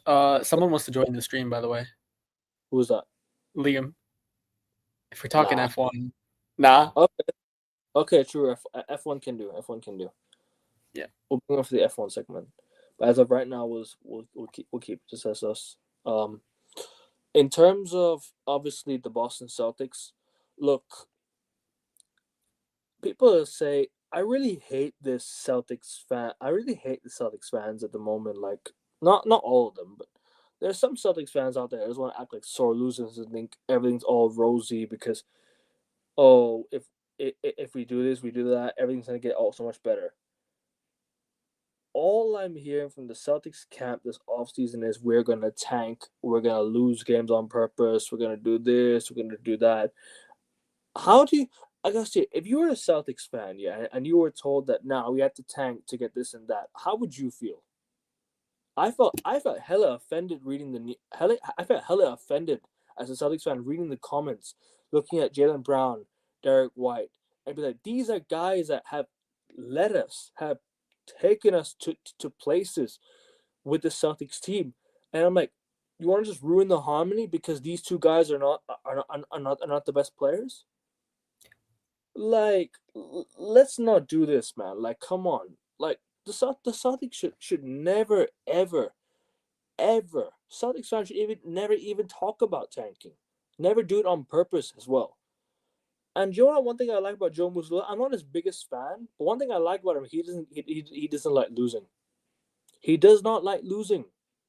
And I promise you, the Celtics will do everything they can to try and stay a winning team this season. Not winning in terms of, obviously, championship. People say, "Oh, but you're not going to win anyways this season. You might as well just tank." But how do you know? How do you know we're not going to win anyways this season? How do you know if Tatum doesn't come? What if Tatum decides to come back in, say April, May? Say, do you know what? I'm back here. Let's go and win that championship again. What if let's say Tatum does decide to come back? He ain't rushing himself back because the doctor is saying, it's the doctors saying that you're slowly getting back. You can move your boot. You can do this. You can do that now. Slowly move as a player. Because he was at the Chris Paul camp as well. Don't forget, he was at the Chris Paul camp. So I don't know, man. Like, what I heard reports that he was gonna come back. Like, he might be back early as March, April. I'm like, yo. If that's the case, fuck tanking. Celtics should be competing for a championship. So I don't like this idea of tanking, bro. It's such a loser mentality in American sports. Unless you're completely out of it and you have no choice but to tank, you're completely out of the playoff picture. You have no reason. You have no point to play the season and just say tank. Okay, fair enough. Then I understand that. But don't go into a season saying, "Oh, we're gonna tank because our best player is Jaylen Brown." Are people forgetting who Jaylen Brown is? Finals MVP. Are people forgetting who Derek White is? Best defensive player. He had one of the most blocks as a guard. Both ends on the floor. Pritchard off the bench, 6th man of the year last year. Anthony Simons, a young prodigy, has broken through into basketball and has actually done so well on a Blazers side that's not so great, yes. But if he joins this Boston side, it adds points. Along with Chris Boucher coming in, bro, What I see, I just watched the summer league, right? So many good players from the draft. Amari Williams, I seen Charles Bassey. You're Mm. adding some good young players to the roster as well. The Celtics are not in. The Celtics are not in trouble. We could be a 47 win team, and I can tell you right now that's enough for top 3, top 4 in the West, in the East. Because you know Easy. why? The East is shit. But you know why it's shit? Because the Celtics and the Cavs are the 2 best teams by far. And it's not even close. So I'm sorry. Yeah, people want to tell me Celtics should do this and do that. Say, oh, goodbye to the season. Let's just tank. Let's just go for AJ DeBanza. I could give a flying fuck about AJ DeBanza. I'll be honest with you. I really don't care. If we end up getting him by trading for that pick, do it. The Celtics have fleeced teams so many times in the past. We fleeced the Brooklyn Nets. Why do we have Jason Tatum and Jaylen Brown now? We fleeced the Brooklyn Nets. We fleeced the Golden State Warriors off of some pick recently. So I don't know. I don't like this idea of tanking Augusta. It's just such a loser mentality, bro. I don't like this. So Celtics next season, 47 win team. That's what I reckon will be next season. And yeah, no, that's just what I have to say about the Celtics. And I don't think we're done this offseason. I think we have a lot more to offer. We Yeah. have to offer. No, I completely I hear you. I mean, I'm a Man United fan, right?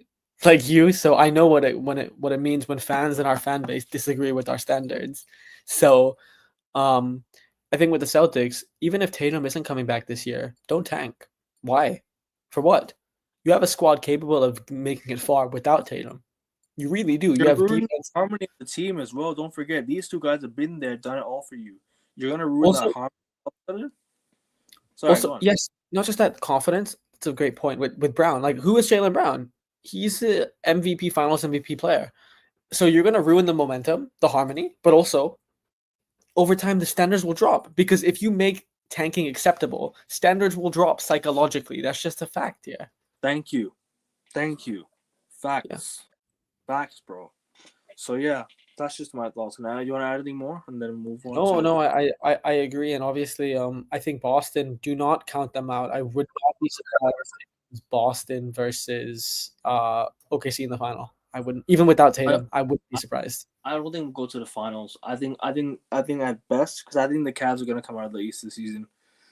At best, I think the Cavs, the Knicks. Don't discount. I was gonna say the Bucks because they got Miles Turner. It's a good pick. With the spacing between Giannis and him, two good centers and power forwards, I don't think it'll work. No, I mean he'll help with defense, and Giannis can go balls. Offensively, they traded away Brook Lopez. They've traded away, they've traded away Chris Middleton. So the offense is a bit stagnant. Dame is gone. So my question is, who are they going to use? So Giannis can't really hit threes. So they need to worry more about 3-point line, 3-1 line player. Point, and they lost Dame, of course. So yeah, we will see what happens to the Bucks. But they got, obviously, when you have Giannis, when you have Jokic, you can't write yourself out. Luka, you can't write yourself out. No. Yeah, and Dame almost became a Boston Celtic as well. That'd have been crazy. He was this close to signing with us, and he was going to rehab with us. And then next season he comes back play with Tatum and Brown, and I'm like, bro, that's a title winning team from the get go. You're adding Dame and Tatum into a team of Brown and White. Bro, that's crazy. That is crazy. Like, I'm sorry, and you bring Anthony Simons off the bench, Pritchard off the bench. And you have Boucher as your center. Jesus Christ, That's just a funny sentence. Sorry. No, it's fine. No, when you add Anthony Simons to a team of Brown and White, that just sounds funny. You know what I mean? It just sounds funny. That's what I mean, bro. I didn't mean it like that, but Tatum, it's okay. Hey, that's what I meant. I don't. You're Boston, right? Boston allegations that come in, they ain't beating it. Oh no! Don't do this, man.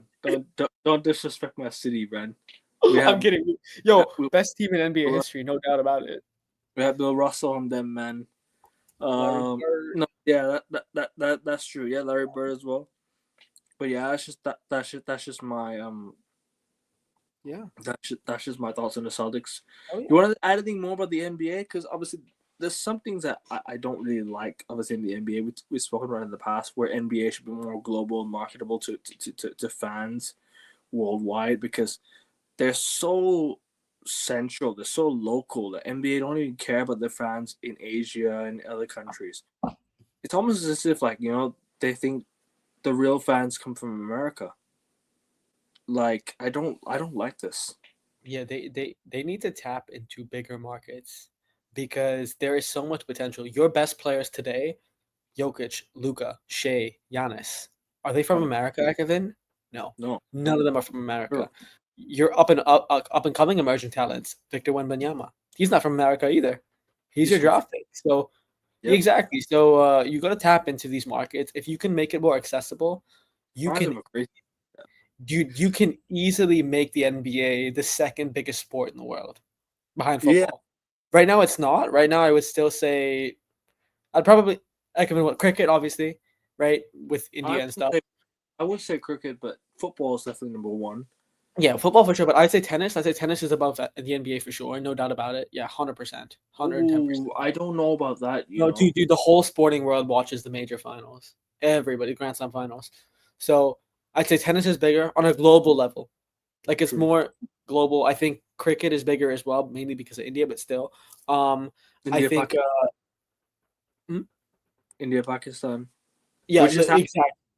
which is happening next month, and me Ooh, and King are doing watch along for that. And Augusta, you're fire. welcome to do it. Great. Yeah, I mean, so we have cricket, we have tennis that are bigger. If some would say the NFL with the Super Bowl, the NFL eclipses the NBA. I'm not True. sure. Definitely domestically. See, that's the problem. NBA, you're trying to beat the NFL domestically. You're not going to do that. You're not going to beat the NFL head to head because American football is infinitely bigger in America. It's not even Yeah, close. The marketing, for the culture, for the clout, like, dude, even like the NFL, you'll get anyone and everyone, right? From working class people all the way to the very top. Even your president, even Donald Trump is attending the Super Bowl. Even Taylor Swift is attending the Super Bowl. Dude, Taylor Swift and Trump aren't attending an NBA game together. So that's the NFL value. And then when you have the NFL, I mean, I guess when it comes to the NBA, you have the potential to be the second biggest sport behind football. Football is ambitious. You can try and beat it, but you're probably not gonna because it's even more accessible to play football just at a grassroots level. But after football, you can beat tennis, you can beat the NBA, you can beat Formula One. But the problem is, Ekevin, are they going to tap into that foreign market? I'm not sure. But I think if you invested in, let's say, Africa, right? African people have very good genes, as we've seen. Europeans, Asians, you can 110% generate some of the best players of all time from those regions. You can expand your reach. You can expand your network and net worth. And the NBA can be the second best league in the world. But Ekevin, are they going to? Probably not. probably not. No, the NBA is like, the thing is, right. American sports are very, very, sort of local. They only care about local sort of, like, they only care about American fans. They don't really care about us Asians. The thing is, right, I want to see the NBA go out to a country like Thailand. I want to see NBA go to Australia, China, Japan. Don't forget Yao Ming, one of the greatest NBA players to play, came from China. You know, we need the NBA to scout and take more into account that, oh, we're looking at this player, that player, these players have potential. They come from, let's say, for example, Armenia. God knows there might be an NBA gem coming from Armenia. But nobody, because the thing is, NBA is so focused on America out of high school, out of university. They don't want to go and scout all around the world. They don't want to. The last best, the most exciting player in recent time was Wemby when he came out of the draft. So yeah, Yeah, that's the thing, and make no, yourself presentable. and real quick, Ekevin, you're 110% correct.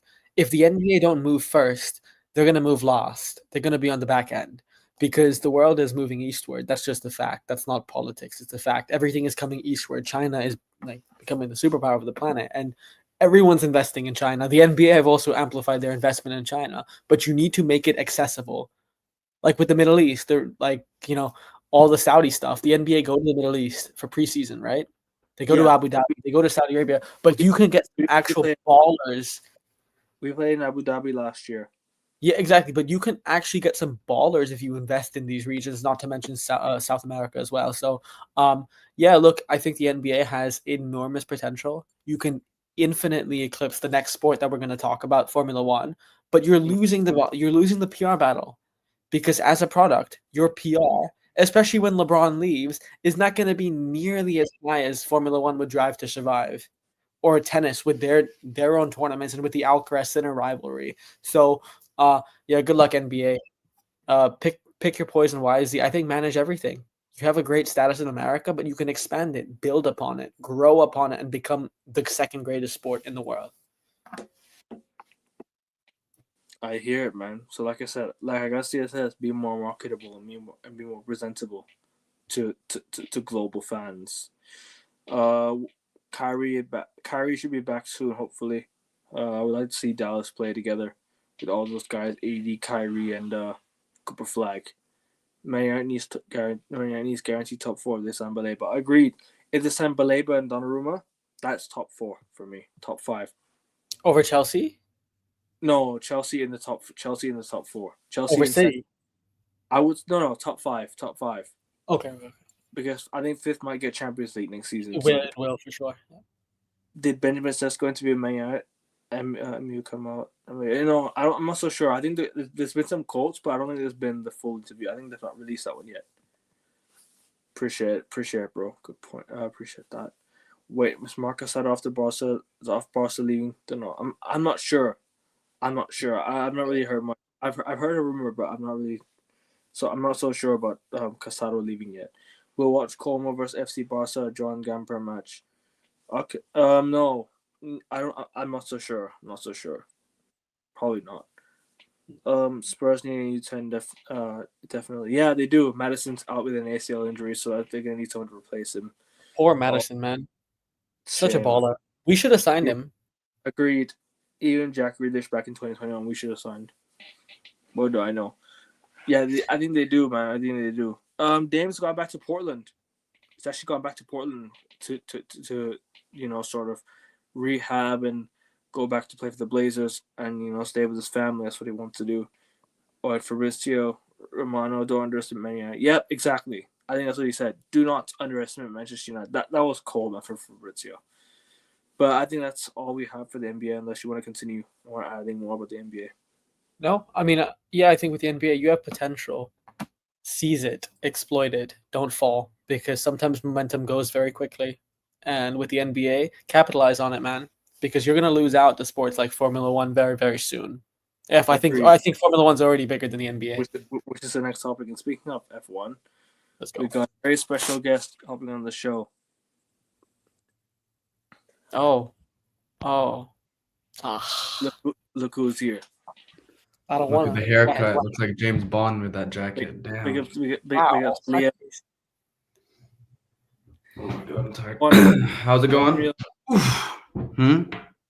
Formula One is here. Back on sports, not back on TV. But hey, and the Tifosi is in the chat at the same time, bro. Yeah, big up to Tifosi, big up to you, bro. Hopefully we'll see you soon, man. You're a legend, Tifosi. Like Madison over Mason, whatever. Exactly, bro. Exactly. Like whatever now, isn't it? It's almost like we gone past Kerry now. Obviously, F1. The season is on summer now. I think they're on a huge break now. 4 weeks off. Augustia, talk to me about what you've seen so far this year, man. Talk to me about how you felt the season so far, and let me know what obviously your overall sort of shock. Is there anything that you want to assess? Do you want to summarize how the season's gone so far? Any shocks? Any sort of let's say biggest frustration or biggest sort of how do you say it? I'm kind of struggling here. Just an overall assessment of what's going on. biggest shock, biggest surprise. Okay. Except, there you go. But overall season assessment so far, I gotta say, take it away, bro. And yeah. Yeah, I think now we can give a more sobering assessment, right, Akavin? Because obviously after Hungary, you and I 100%. were both let's just say this, not the happiest people. We weren't the happiest. Yeah, but to give an overall, I guess With Ferrari, man, for God's sake. yeah, but I guess we can talk about it a bit more easily. It's been a solid season. I think we all expected it to be better than it was. Because when Hamilton went to Ferrari and like everyone's like, oh, this season could be great, right? Red Bull could still be competitive. Mercedes could be improving. I think we will get that next season or in the season's coming. But yeah, look, I think the McLaren title fight will go down to the very end. We'll let the McLaren representative, talk about that here. But Lando and Oscar is great. I think we both at this we can just safely say they are at a similar level. I think technically they're at a very similar level. I would take Lando over Oscar technically. I think peak Lando beats peak Oscar, but mentally Oscar beats him, and the mental game is almost the most important game. But it will be neck and neck. They've both shown that they are at a very similar level, and also cohesively, despite some incidents, they can be on the same page. So Lando and Oscar will go down to the very end. McLaren are in a league of their own. Congratulations. For the rest of the grid, I think the standouts have to be, and these are boring picks, but I'm going to have to pick them. Max, man, the madman, Max Verstappen. The fact that he's won not one but 2 Grand Prix this season is nuts. I mean, in that Red Bull car, in that deteriorating, in that imploding Red Bull car, Max Verstappen is my driver of the year this season. But I would put in right behind him Charles Leclerc and George Russell because they're going under the radar. Obviously, Russell had a tremendous start to the year. That man in a Mercedes car finished, I think, five consecutive top 5 finishes, and then he's been on the podium. He's also won a race. Then Leclerc recently. Leclerc has been one of the premier drivers on the grid recently. So yeah, I mean, I think this season, if I wanted to summarize it really quickly, I think it would be McLaren Dominion, common sense. That title fight will go down to the wire, and that's great. Hopefully, on a personal level, on a marketable level, we see more personality. I want personality to shine. But for the rest, I guess Max is still the best driver on the grid. The gap between the best and the rest has never been this big. I said it before. I'll say it again. I love Lewis Hamilton. He's my greatest of all time. But to me, Max is the best driver I think Formula One has seen since Ayrton Senna. I really believe that. In terms of pure ability, Verstappen is in a league of his own this century. That's above Schumacher and that's above Hamilton. But instinctively, what the man has done, even before he won a championship and since he's won a championship, man, peak level, unstoppable, nearly.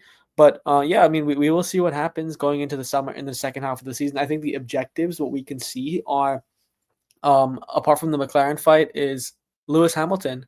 He is one to watch because, guys, I would love to show that clip that I had from last year. I said that I've eerily forecasted. I don't want to say I told you so, but I said what would happen this year with Lewis Hamilton is the first half he'd be struggling, he'd be woeful, he'd be awful. The second half he'd regain his rhythm. Then next year he'd win the championship. Now, that first half has come to fruition. So that first half of Hamilton that I described has come to fruition. But the second half, he needs to pick up some steam. And second half of the season, Sir Lewis Hamilton usually does that. So my key eyes, I think what I'd be watching in the second half of the season is McLaren fight. What happens to Lando mentally? Can he sustain the pressure? Can he sustain it and reign supreme? Can Oscar keep up with Lando's rapid pace? Lewis Hamilton, can he regain rhythm? Because if Lewis Hamilton doesn't regain rhythm, maybe him saying I'm useless wasn't a knee-jerk reaction. Maybe it was something. Maybe he's just aging. Maybe fitness and form. I mean, you don't defeat time, do you? And with the rookies in the midfield, we'll see what happens. Hadjar and where's Key Talks? Because this man Bortoleto is so far rookie of the year.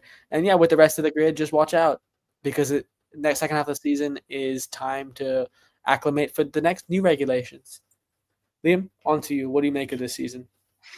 For me, I know what some people have been saying that they've seen Isack Hadjar as the rookie of the season, but for me, it's Gabi Bortoleto from Kick Sauber. He's a really good rookie driver, but one thing I am not surprised by is the fact that Nico Hülkenberg and Gabi have been extending their contracts to become the Audi F1 drivers, which is kind of it's okay, but I was expecting Valtteri Bottas to be in that position, but he's at least going to stay as the reserve driver for Mercedes.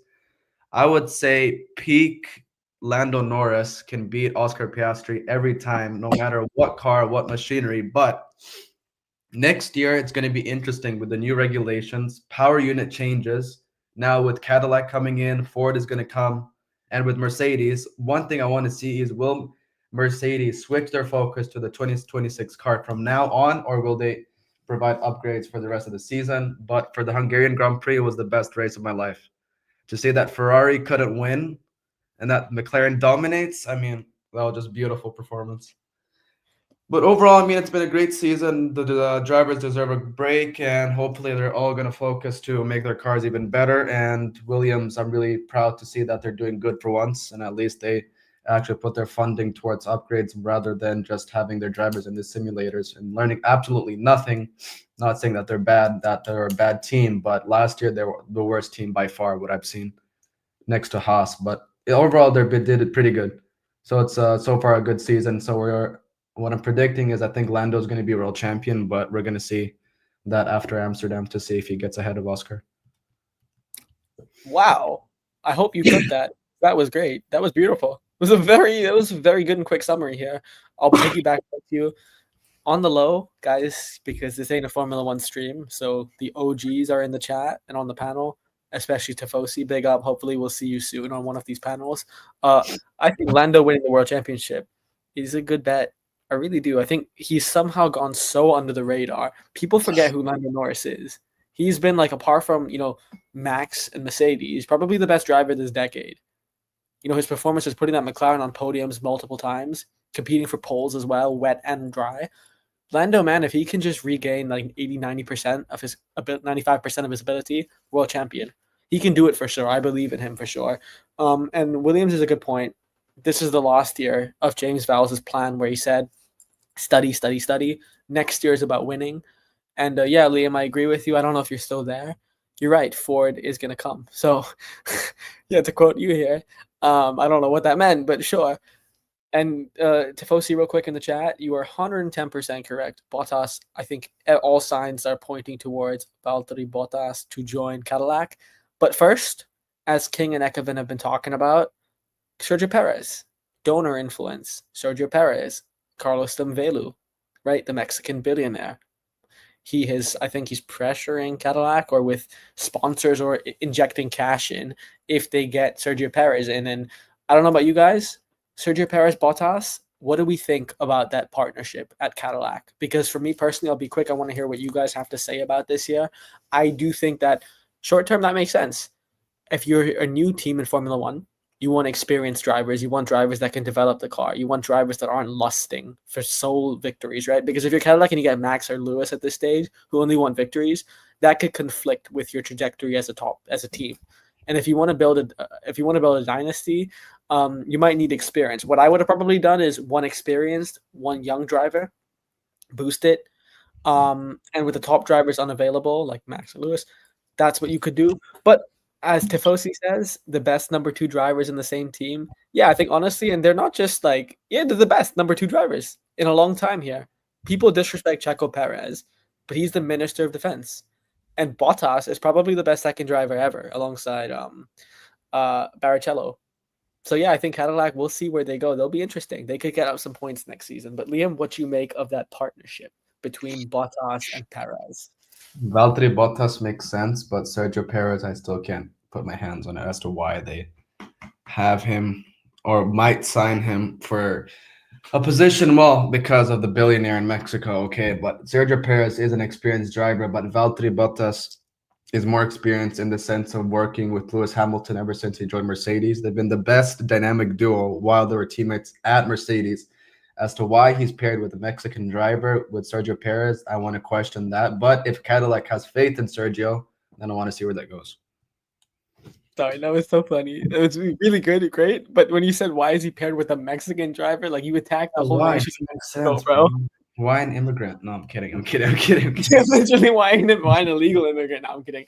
But I mean, honestly, with where they're going with Sergio Perez, I think they're good. In the chat, Tifosi with the great question. He asked you, Liam. If not Checo, then who? I would say, well, Charles Leclerc is the golden boy at Ferrari, but I would put Gabby Bortoleto. Realistically, I don't think they could lure either of those two. So if you had to pick like someone like a Dragovic or a Dunn, for example, would you tap into any of those? I would go for Felipe Drugovich. Yeah, I agree. But although he hasn't been competing for a whole race season, I think since 22, since Messi, since the GOAT won the World Cup. Yeah, I don't know. He'll be a risk, but I guess if Checo and Valtteri make sense in the short term, Tifosi, would you agree? Does that make sense for Cadillac, or would you go the Drugovich or Dunn route? And obviously, Mr. Joshy J, big up to you in the chat as well. Thank you so much. Smash the likes everywhere. And Ekevin, whenever he comes back, I would love to hear what he makes of this as well. But I think Cadillac makes sense. Audi will be great. I said this before. I said this on King's Show, I think. Don't be surprised if Audi wins some races in the next couple of seasons, because they have the drivers to do it, and the cars could be even. And Tifosi says Checo and Bottas make sense. I agree. Yeah, I completely agree with you. Yes, that is the beautiful distinction, Liam. You're right in the short term. Liam, what else is there? If you had to nominate someone who has been the best driver this season, I don't mean the one who's on top, who's not going to win the year, but like the best driver in terms of pure performance. I would say George Russell. Wow, good pick. And is there a reason why you'd pick George, let's say, over a Bortoleto, Verstappen, Leclerc? I would say George Russell overall, because he knows how far he can push the limit of the car and he's not afraid. I'm not saying Kimi Antonelli is a bad driver, but I think George Russell took more of a further risk to be the leader of Kimi Antonelli and be his mentor. Although Lewis Hamilton is the mentor, he did pretty good. So I'm going to say George Russell because he's been the best performer in F1 so far. But from the other drivers, I would say Oscar Piastri. Good pick. And would you say Oscar's had the better season? Would he had a better season than Max, than Leclerc, than Lando? Yeah, that here? Ferrari, how they're performing. I don't want to say this to the Ferrari fans, sorry guys, but Ferrari have been they've been the most idiotic team I've ever seen ever since the season started. Clowns. First of all, Lewis Hamilton's engineer pissing Lewis Hamilton off every time, speaking during a race, not letting him focus, not replacing his engineer, giving all the upgrades to Charles Leclerc, and only Hamilton, by not using Charles Leclerc's setup, he would have gone P3 in qualifying, or he would have gone P4 at least in a race. So what Ferrari is doing, I hope they know what they're doing, get their heads out of the rat race and get their heads out of an ostrich hole in this desert, because they're not knowing what they're doing. I think they should just restructure what they're doing and focus on the car, full focus for the next year's car, and not to focus on this year's car anymore with upgrades, and to put full focus for the new concept next year. I mean, I didn't know an ostrich's hole was that big, but thank you for the information. Yo. Not an ostrich's hole, Liam, but I said ostrich hole, bro. It's a metaphor, bro. It's a great allegory. I love it. This is what you're gonna expect when you come on stream. By the way, big up to you, bro. Yeah, Mr. Joshy J in the chat says, Ferrari fan here, don't apologize. It's very true, mate. We have been a joke this year. Amen. I completely agree with you. I hate to agree with you. You're right. Both of you in the chat, or everyone in the chat, and Liam, what do you expect from Ferrari in the second half of the season? As a Ferrari fan, is there any objective that you have for the second half of the season? Is it, hey, we must get second in the constructors? Is it, hey, Hamilton must regain form? Hey, reinstall confidence into Charles Leclerc? Is there any goal? Because, guys, as someone who wants Ferrari to succeed as well, I'm not a Ferrari fan like you guys. I would say, for me personally, the objective should be Hamilton acclimates to the car, Leclerc regains confidence, and then come next season, by the beginning, we have a championship-winning car. We have two drivers that are committed and confident. That's what I think. But guys in the chat, Mr. Joshy J, Tifosi, Liam, Ekevin, if you're there, I would love to hear, what is your objective for Ferrari? For Hamilton to regain his form and to be more motivated and to have faith in himself and not to doubt himself. because he's 7-time world champion. He should never forget that, and he should have faith in the team. And since he knows that an F1 team can listen to what he wants to implement into the car for next year, then I think they're gonna go and start on the right path for next year. That was beautiful. I love that. Mr. Joshy's in the chat says more podiums and secure P2 for the year. I like that as well. That sounds nice. Podiums with Lewis Hamilton, I don't think that's going to happen at this point because you've seen how he performs in qualifying. It's either P8, P5, P6, or P7. Charles Leclerc pushes the car to the limits. Like I said, for other drivers, they know what they're doing. But Hamilton, he needs to focus and regain his energy and motivation after the summer break. I'm not calling him idiotic or anything, but I think he's lost motivation since he performed horribly at the Hungarian Grand Prix. That's very respectful. That's very respectful and kind of you. Yeah, I agree. I think Hamilton has lost motivation. That's a brutal but respectful assessment. Mr. Tifosi says, "Don't hurt my goat." Don't worry, Mr. Tifosi. I'm gonna be okay. Nah, I'm just kidding. I mean, with Lewis Hamilton. Yeah, hopefully, I'm just joking. Hopefully, yes, he won't be hurt. Well, the good thing is Hamilton should retire. No, I'm kidding. I'm kidding, Tifosi. Hey, I'm kidding. You're hurting me as well, and Hamilton. You heard what you've heard after he performed badly. Post-media interview, he said the car is fine. He called himself useless. Fred Vasseur, the team principal Ferrari, backed him up, saying he should not doubt himself. If he does a very good job, an intuitively amazing job after the summer break, I'm going to be happy. If he's going to continue to go without motivation and continue to perform horribly and get qualifying positions that are not good enough for the fans and the team, then I think that he should speak to Fred about exiting the team or going and signing with another team that can actually deliver him a car that can give him a podium and wins. Because I don't think he's going to get the 8th world champion this year, but next year he's going to get it since his contract ends at the end of next year. Amen. Touche. Very well said, Mr. Liam. I completely and utterly agree with you on that front. Yeah, I think next year is the year. It's all eggs in the basket for Ferrari. It's all eggs in the basket for Mr. Lewis Hamilton. I agree with you. Josh is in that. He says that he is a Kimi fan, but he has had some rotten luck recently, but also needs to take some accountability, unfortunately. Yeah, I think that's very well said. I think you're right. He has had some difficult luck with some engines, with some reliability, but at the same time, a lot of Q1 exits, a lot of Q2 exits. It seems like Hamilton and Kimi Antonelli are almost like soulmates, mentor and I guess protege. They're soulmates on and off the track because they seem to finish near each other in quali. But yeah, I mean, Kimi Antonelli, I think in terms of pure talent, he is also one of the most talented drivers ever. He's been touted as the next Max and Hamilton. He's shown that he has that ability through European series, through the junior circuits. The problem with Kimi Antonelli is sometimes when you get thrown in the deep end and you're still studying in school or finished up school, it's a lot of pressure for a kid. It's a lot of pressure for anybody, especially a teenager. So I think Kimi does have to take accountability.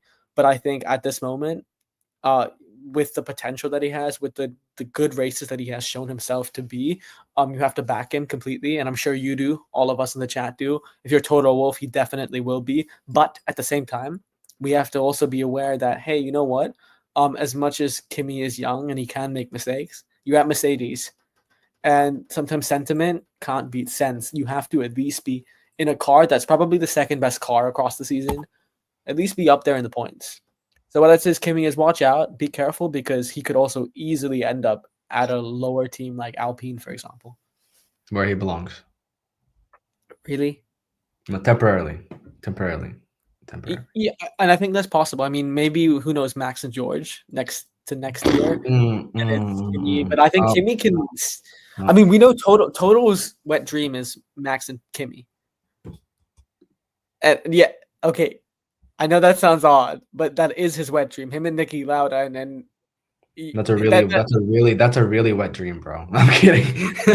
Yeah, I mean with Daddy Max. I'm kidding. Oh my God. I'm joking. Yo, but there's only one way to find out. No, I'm kidding. I would love to find out. Yeah. I'm kidding. I'm F1 kidding. I'm wise, joking. guys, don't I worry. have a girl. Guys, I have a girlfriend. This is Guys, just I have a girl. entertainment purposes, I, guys. I'm just joking. But if you swing that way, no problem. Good for He's you, not man. joking. Yeah, I don't. I actually do have a girlfriend. I'm not joking on that one. Mr. Joshy J in the chat says that he is an Ollie Behrman. He also is an Ollie Behrman fan. He has been following him since his F2 journey, and one of his mates used to do go-karting with him. That's sick. That is You know what cool. else is also sick? Ollie Behrman going to Ferrari and filling in for Lewis Hamilton if he exits mid next year. Yeah, I mean, both of what you said is sick, but that is so cool. There's only one thing to mention: Saudi Arabia, Ollie Behrman for Ferrari. He performed better, and that he's even surprised the team with his performance in Saudi Arabia in Jeddah. So that, based on that, and based on how he's been performing in house, I think Fred should sign him if Hamilton exits next year if he loses confidence. Yeah, I think that's a good shout. I think Behrman is the heir to the throne. I think he is the successor to the Ferrari throne at Hamilton whenever he leaves. Mr. Josh J, that's sick. What do you make of Ollie Behrman's season so far?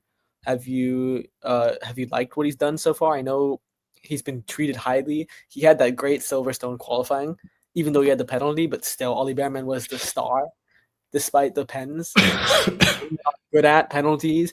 He was good. I think Ollie Behrman, the future is continuing to be bright for him. And Mr. Tifosi, we'll just call you that. The wettest stream he ever had. I don't know. I don't know about that one, man. I feel like Toto, is a guy that maybe he's had some fun in his younger days. He's not Toto Wolff, Toto. Yeah, I mean, I know a lot of girls in the F1 community love Toto Wolff. They love him today. They call him, I think it's Dilf. Is that correct? Yo, what the fuck? is that correct? I think that's correct. Or am I messing it up? So, yeah, they call him Daddy Dilf. of F1. Daddy of F1, guys. Total. Yeah, exactly. And he's rich. He's conventionally attractive. Not just the money. He's a respectful man, guys. If you're a female driver in F1, in F2 actually, and you like Toto Wolff, everyone get away from him. He is happily married with Susie Wolff, the love of his life. So let's just, because I don't know if there are kids watching this and some people with kids watching this, so let's just keep it PG, okay? Sometimes Toto's too, Toto. But yeah, Mr. Johnson in the chat says Ollie Behrman has done okay in races, but qualifying needs to improve. But season 2 he will do great. You believe? I believe that as well. Touche. I believe that Ollie is looking at every topic. Thank you, Tifosi. The wettest dream he ever had. Okay, Tifosi, calm down. No, I agree with you, Mr. Joshua Day. Yeah, I think Ollie Behrman has gone under the radar because we've all been talking about Hadjar and Bortoleto. But I think Ollie Behrman is one to watch out. I think Ferrari definitely, 2027 is when he will be a Tifosi driver with Charles Leclerc, and he will win some races there as well. I'm confident. Hopefully Ferrari can get their shtick together by then. But who knows? I mean, there is a lot going on up and down the grid. And we will see. I mean, I think, Liam, because I haven't asked you this. King and Ekevin and I have talked about this. Next season, who are your early favorites? Do you want me to give you mine, or do you want to go first here? I'm going to say McLaren and Red Bull. Red Bull, really? That's interesting. So you believe Red Bull will be up there next year? Yeah, but definitely not Sergio Perez's team because that guy does not know what he's doing. The only thing he knows to do is eat a churro. Okay. I mean, I think he's good at defense as well. But when it comes to Red Bull, I want to hear about this one. McLaren makes sense. I momentum and stuff. But even though there are new regulations, and even though Red Bull have lost literally anyone in their paddock, do you believe that they will still be competing for race wins next year? They're losing Honda as well. They're getting a new engine in Ford. There's only one thing to say: they're going to dominate next year somehow with one word only: Ford. That's all I'm going to say.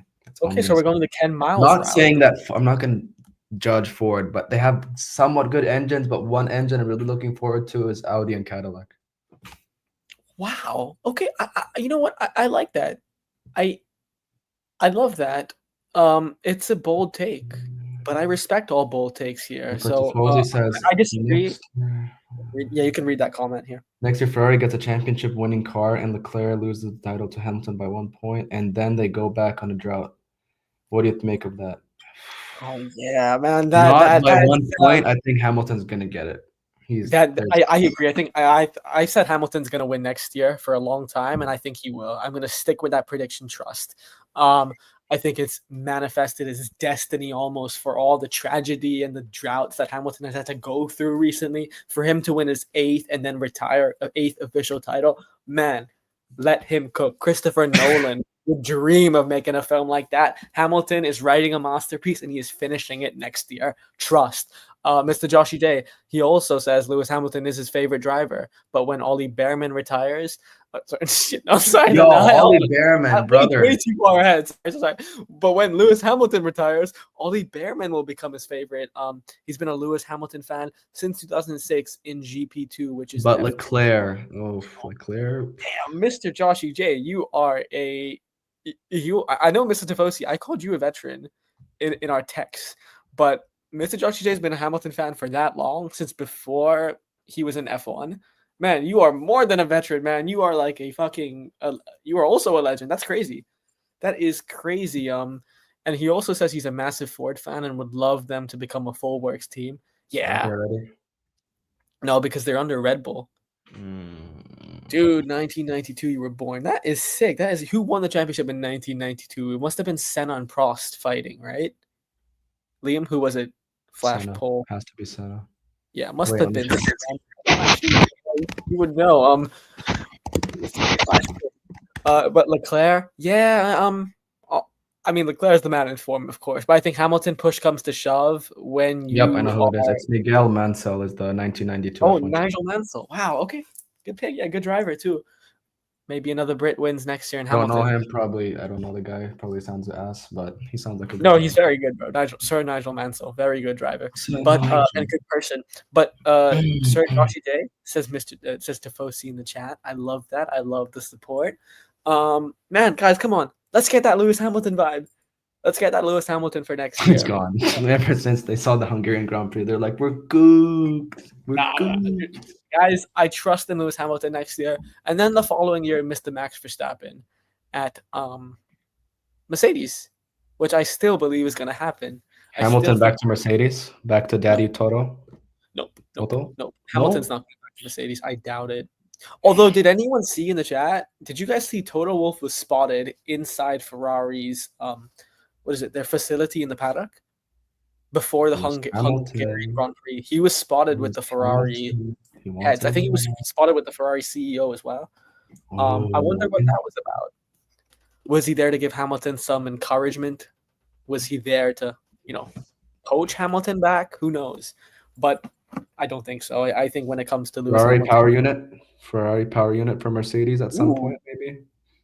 I mean, they are a engine manufacturer, but Mercedes are also the engine manufacturer, and they're expected and suspected to be the best engine manufacturer next year.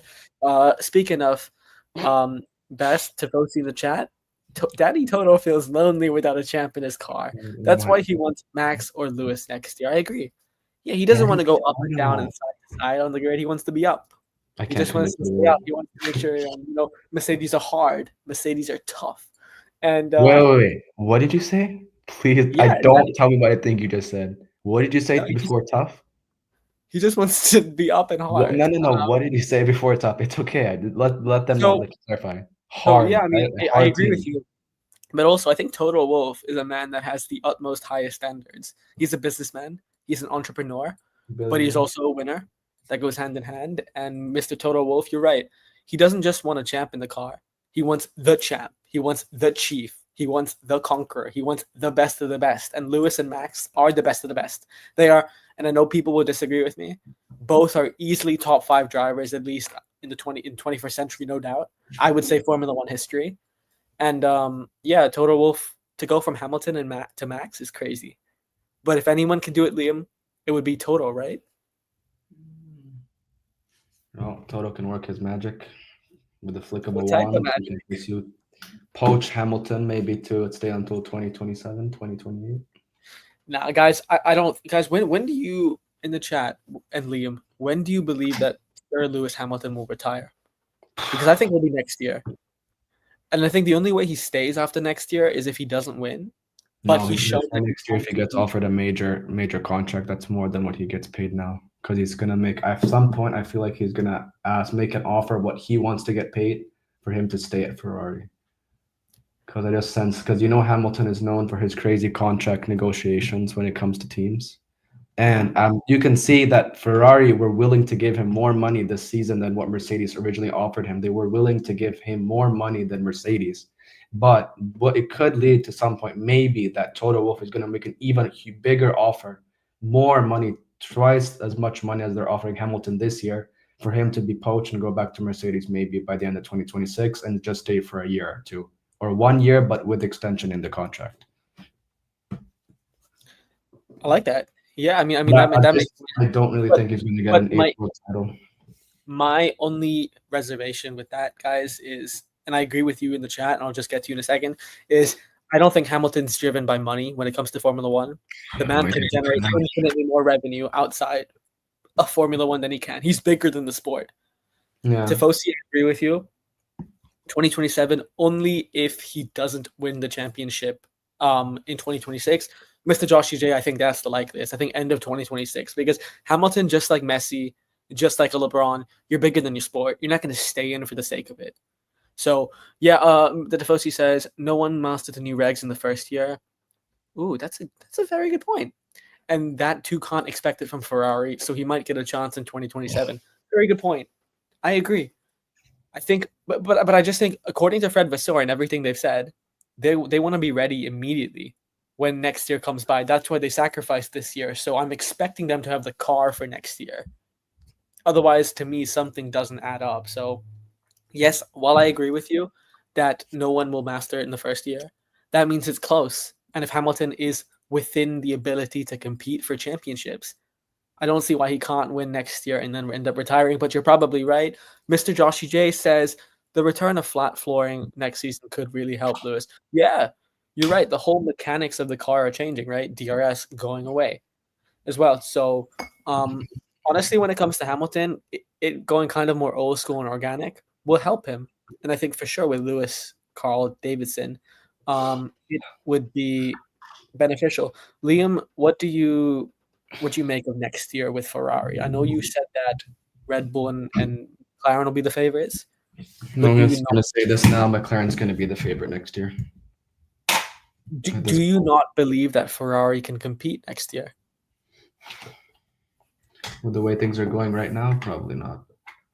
But with flat flooring, it may be an advantage to Hamilton, but not to Leclerc, because I don't think he likes flat flooring at this point. Yeah, I mean, I don't know what Leclerc would make of that, but Mr. Tifosi says in the chat, they said the same thing in 2019. They said the same thing in 2022. Yeah, you know what? You're right here. I guess the only reason I have confidence is Lewis Hamilton. And Hamilton, his track record doesn't lie. Better than anybody else's. He's not going to join a team if he didn't have confidence in their vision, at least for the beginning. And Charles Leclerc as well. Like, guys, I don't think Leclerc, as much as everyone except King, I know King is on that Leclerc will be out of the sport. King has been saying that Leclerc will be out of the sport very soon. I think that's a little bit premature. I think Leclerc is looking, though. As much as Ferrari have given him everything and more, if he doesn't get the car very soon, he has clearly shown as a driver he is better than that level of team. It would be like Ronaldo in 2009, leaving to Real Madrid, making that step up. So Ferrari better be careful, because vacant spots will happen soon, right? Lance Stroll, we'll see what happens with him. Aston Martin could have the car as well. I don't know. Just keep an eye on Leclerc. Yeah, and keep an eye on Leclerc. Keep an eye out on Lewis Hamilton as well. And yeah, when it comes to Aston Martin, Liam, chat. I think we had a good segment on Ferrari right there. Before I talk about Aston real quick, and then hopefully Ekevin joins back. I think he fell asleep, like us, yeah. Yeah. But we'll stay on as long as we need to stay on. What do you guys think of Ferrari next year? Gun to the head. I'm not putting a gun on anyone's head, don't worry. If you had to predict right now, today, Where do you think Ferrari will finish next year? What do we think? And who's going to Cooked. They're cooked. They're done for. Yeah, Cut no money. worries. No worries, Mr. Joshy J. I appreciate it. I appreciate the support. You have been a legend today, the OG. Look forward to seeing you very soon. I'm sure we'll do a stream with the whole panel. And of course, if you guys would love to join both of you, I think Let us Ekevin would know. agree with me. It would be an honor and a pleasure to have both of you on the show. Mr. Tifosi says P2. Yeah, that seems realistic. Hopefully not with as much of a margin as this year.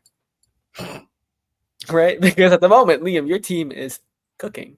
We're cooking. We're dominant, boys. We're dominant. We're gonna be even more dominant on top of every other team. I know you'll be on top of every other team. Yo, okay, buddy. It's Arsenal. No, not Arsenal F1. No, more like Crystal Palace of F1. That's what Ferrari is. Crystal Palace. Brother, don't disrespect guys. Tifosi, I like the comparison. I would pick United. Just because Ferrari United most titles at the same time Liverpool in their sport as well, but underachieving massively recently. No, I'd say Liverpool's McLaren. Not just because the color is closer, but because McLaren just won for the first time in a while. Liverpool just won for the first time in a couple of years. And also and they're a really hardcore team. Yeah, and they're the best teams in the league at the moment. So yeah, they're super hardcore. They're very raw and electric and energetic. But yeah, keep the chat going. I don't know how Ekevin. I mean, this stream's been going on for 2 hours. Wake up now, Mister. Yeah. I agree. In terms of coming in second place, I think Man United is better. Yeah, in terms of coming in. Yeah, probably. You're right. I think in terms of coming in second place, Liam is not the one for that. But whoa. Yeah, look. Real quick, guys. If you can, please. How many? I don't know how many. I don't have that in the StreamYard. I'm just going to assume there are many people watching the stream right now across all platforms, YouTube and X and everything else that Ekevin is on at the moment. If you can, drop a like, drop a subscription. Ekevin will be back with content very, very soon. I think he'll be back tomorrow to review other sports. I mean, he does almost every major sport on here. You don't want to miss it. And also, if you want to see the panel, I mean, the panel is fluctuating. Ekevin has so many people on his shows. We're on here for the Formula One shows. I'm on here for the sports shows. But he has great people like Rasta, Josh.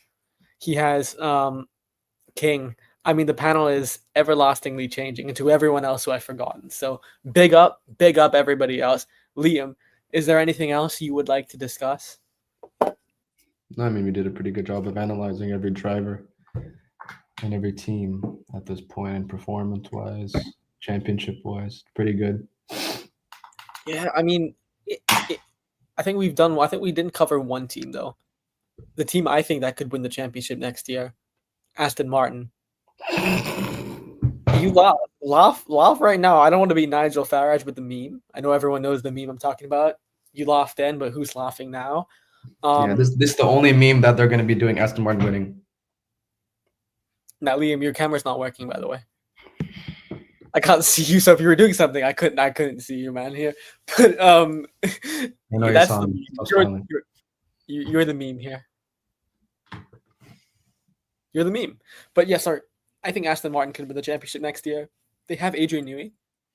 Fernando Alonso development has been great.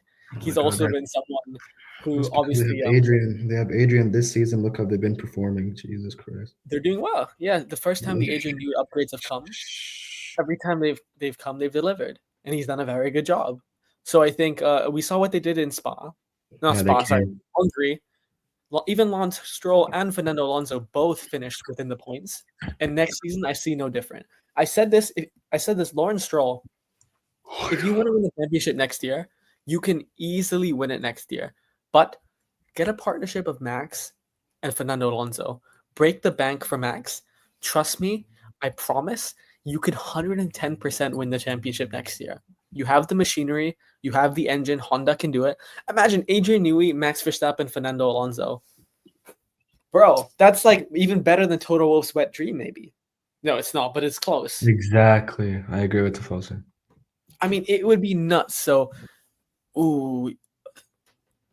Tifosi says Aston ain't winning until they They changed both of the drivers. Luke Bajaj. So Lance Stroll, I think we're all in agreement, probably is not a championship winning driver, although he's doing a lot well recently. But yeah, when it comes to that level of mentality and passion, he doesn't have it. I agree, yet at least. But Fernando Alonso, that's a hot take. You don't think Fernando Alonso can win a championship anymore? Liam, do you believe he can win? No, he's too old. Is it just age? Because I feel like he has shown the ability to, get on pole, win races. I mean, he was 1/10 off pole in Hungary. And yet he didn't get pole. Yeah, but in a car that's significantly inferior. Mm-hmm. Alonso is cooked. Cooked. I mean, Mr. Fernando Alonso he's definitely shown that he has the spurts, I guess the bursts to, win races, defend the best of the best, like a Max, like a Lewis, for example. But at the same time, you're right. It's not a sprint. It's a marathon. Can he run across the whole season? I'm not sure. Because he does have some races that go under the radar as well. It's a good point, Mr. Tifosi. I think they do need a Max. I mean, if you're Aston Martin, you break the bank for Max. Or, I'll say this, George Russell. Guys, let's not forget, Russell hasn't signed a new contract yet. His contract is still expiring. They still don't agree on the details, Mercedes and him. We expect it to be reached. But if you're an Aston Martin and you're ambitious, you get George Russell. You steal him away from Mercedes. Man, Russell Alonso would be a great partnership. They're also friends. So that would be great. Right? Yeah. Speaking of right, I don't know where Liam went. Now I don't know where Ekevin. I'm going to give Ekevin a call. Liam, can you entertain the chat just for a little bit? Oh, I think Liam's gone too. Great. I am going to, because we've been on for 2.5 hours for a long time. I'm back from a wedding. My mouth is getting a bit iffy. Welcome back, Liam. What did I miss? I was just talking about Aston Martin, and Tifosi agreed with me. Ekeben's gonna do the whole stream live for like 8-9 hours again. And when he wakes up, he's like, "Oh, guys, welcome back." Which is why we need to help him real quick. Ekeben, buddy. It's okay. Liam, give me your favorite. Okay, you know what? We've been talking about F1 for a bit. What's your favorite F1 memory as an F1 fan? Everyone in the chat. Why call Ekevin? Liam? When Lewis Hamilton won the British Grand Prix, was it 2022, 2023? No, it was 2021. You mean when he crashed out on Max? No, it was 2022. He did not win in 2022. That was the through goes Hamilton moment. Oh, sorry. When Nico Hulkenberg got a podium. Okay, your favorite ever moment? It's the best moment because the reason why is you've seen Daniel Ricciardo. It's Nico Hulkenberg. Nico Hulkenberg. Best driver only for that race. Sorry, Nico. But what I want to see is Daniel Ricciardo come back to F1, honestly. The honey badger needs to come back. The badger needs to come back, or whatever they call him, the skunk or the raccoon. I don't know what they call him. I forgot his nickname. Yeah, I mean, Danny Rick was fun. Lewis winning the Brazil GP like the whole weekend. Oh yeah, facts. Yeah, that is a great shout to Fosi. I mean, I guess we all like Lewis Hamilton in this chat at the moment. What do you guys think is Hamilton's best ever race victory? Because some would say 2021 Brazil. I don't think it was. I think his best race victory was probably Britain, 2008. No, it was Brazil GP 2021 when he started from P20 after getting disqualified. From P20 to P1. My only caveat is, as much as he was almost perfect, the car was supremely quick. It was the quickest car on the grid. And I know the McLaren was also very quick, but man, to win 1 minute in a wet race where everybody, world champions, were driving out. I think Hamilton just 8 in Silverstone in that super wet race. It was super hard to control. Kudos to Hamilton. I think to me that's his best race ever. But guys in the chat, what do we make? Tifosi is the man of the chat. What is he? Does he agree? Does he believe that Hamilton, Silverstone? I would say, how about another race? Let's go. For me, There's a lot of memorable races. Some would say Silverstone last year. Oh, that's the race you're talking about, Liam. Yeah. Oh, you mean last year? Yeah, Yeah, welcome okay. back, bud. Welcome back to the flow. Well, Yeah, you're good. I was okay. I was okay. It was just you were the one saying that Winning by more than 1 minute. Oh yeah, facts. yeah, I agree. Yeah, that race was by far head and shoulders one of the most dominant drives in F1 history. Hands down, him and Mr. Him winning by that much was nuts. I'm trying to think, was there any other race that stands out comparably? Some would say Turkey when he won the championship. Some would say Hockenheim when he came back from behind. Ooh, I don't know. I think Silverstone has to stand on top, right? I mean, he's won it 9 times. He's won Hungary 9 times, but that specific race was the best. Bahrain 2020.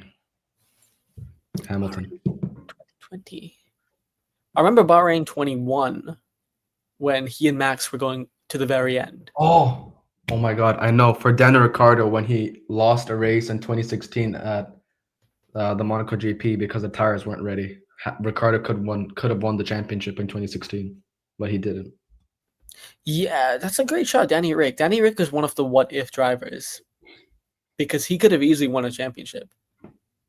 And who knows what the thing is, what if Michael Masi was not in the race control in 2021 when Hamilton lost the championship to Max Verstappen? What if he was not in race control? Then Max would have gotten penalized and had to get penalized for an illegal overtake, and Hamilton overtakes Max in the last lap because of Max. I'm not saying impeding, but you could clearly see that Michael Masi was doing it in the favor of Red Bull. I feel like Red Bull had something to do with Michael Masi not listening to Toto over the radio. Just think about that. There's some conspiracy behind that. I think there's something. Why do you think they let go of Christian Horner right now? Because he's not manipulated, but he's one of those people who's willing to do whatever it takes for Max to win. Question mark. Why? Look what happened in 2021. Why did Michael not listen to Toto? Maybe Christian Horner was talking to Michael Masi in the last 6 laps. You never know. And it was not broadcasted on F1 TV. Think about that. Secret radio, hidden from viewers and fans. That was interesting. Yeah, that's a good point. I mean, many people would say there was some conspiracy there. For sure, what happened, everyone knows that Hamilton earned the race win, right? Some would say Max was a better driver across the season, but Hamilton earned the race win in Abu Dhabi. Legally, he won. Tifosi adds a very good point to your question here of what if Hamilton won the championship. Tifosi says he wouldn't be in Ferrari. What if, excuse me. What if Hamilton was in McLaren right now this season? Oof, He would easily win the championship. Trust me, like in a winning car, he would regain his rhythm. Tifosi, he wouldn't be in a Ferrari. I don't know. I think it depends. If Hamilton wins the 8th, maybe he retires. Ferrari, first of all, what's the reason? He does 1 year, and if the car isn't good, he retires, or he joins Ferrari for the one thing that he's not done. Or he just joins race control. I don't think Hamilton will do that. Who knows? Or he can be hired as Kimi Antonelli's mentor and fitness trainer. I feel like $1 billion says no. I think Hamilton did get reunited with his personal trainer, Angela Cullen. Yeah.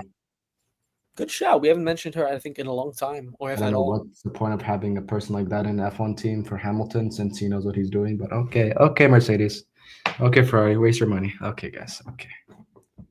Yeah, I mean, what can you do? Yeah, with Angela Cullen. Eighth was his target. He's done after that. No, I don't think he's going to get an 8th, honestly. But I agree with Tifosi. And remember, there was some uncertainty whether he would continue or not. Some people said he would. Some people said he wouldn't. He even took a long break. He wasn't even sure whether he would return back to Formula One, but he came back. And then he dealt with the tractor that was the Mercedes car. Right, I think 8th and done for sure. Has to be. At least now it's the fairy tale ending. Now it's now or never, right? He wants that Lionel Messi story. He wants that perfection. And he wants to finish off the masterpiece. Masterclass of a drive. Masterclass from Hamilton. Could it start next year again? After him winning, what was it, Spain? Masterclass, what was it 2020? Was it 21? He's won in 31 circuits, I think it is, right? Right, I think Hamilton's been What's 31 the circuits. circuit that he's been most dominant besides the British GP? Hungary. Ooh. 9. No, like a difficult track. He never won at Monaco, I don't think. Hamilton? He's won like everywhere, No, bro. not before 2021. 100%. He had the race. Remember, was it 2017 or 18 with Niki Lauda? And for Niki Lauda, he won. And it was him and Max. And he's like, how can you win? That was one of his best wins ever. You're right. That's a great shout. Yeah, exactly. Yeah, it was Monaco 2019? 2019. Yeah. Oh my God. That Was was it? That was beautiful. No, he's Yeah. right. That was amazing. Was stunning. Even though I don't know what happened, that's why I'm saying amazing, because Tifosi's helping me. I was gonna say 2018. I really thought it was 2018.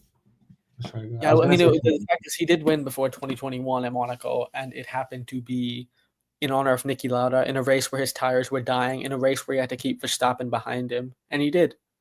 So, big up to Tifosi for that. W mentioned, W in the chat.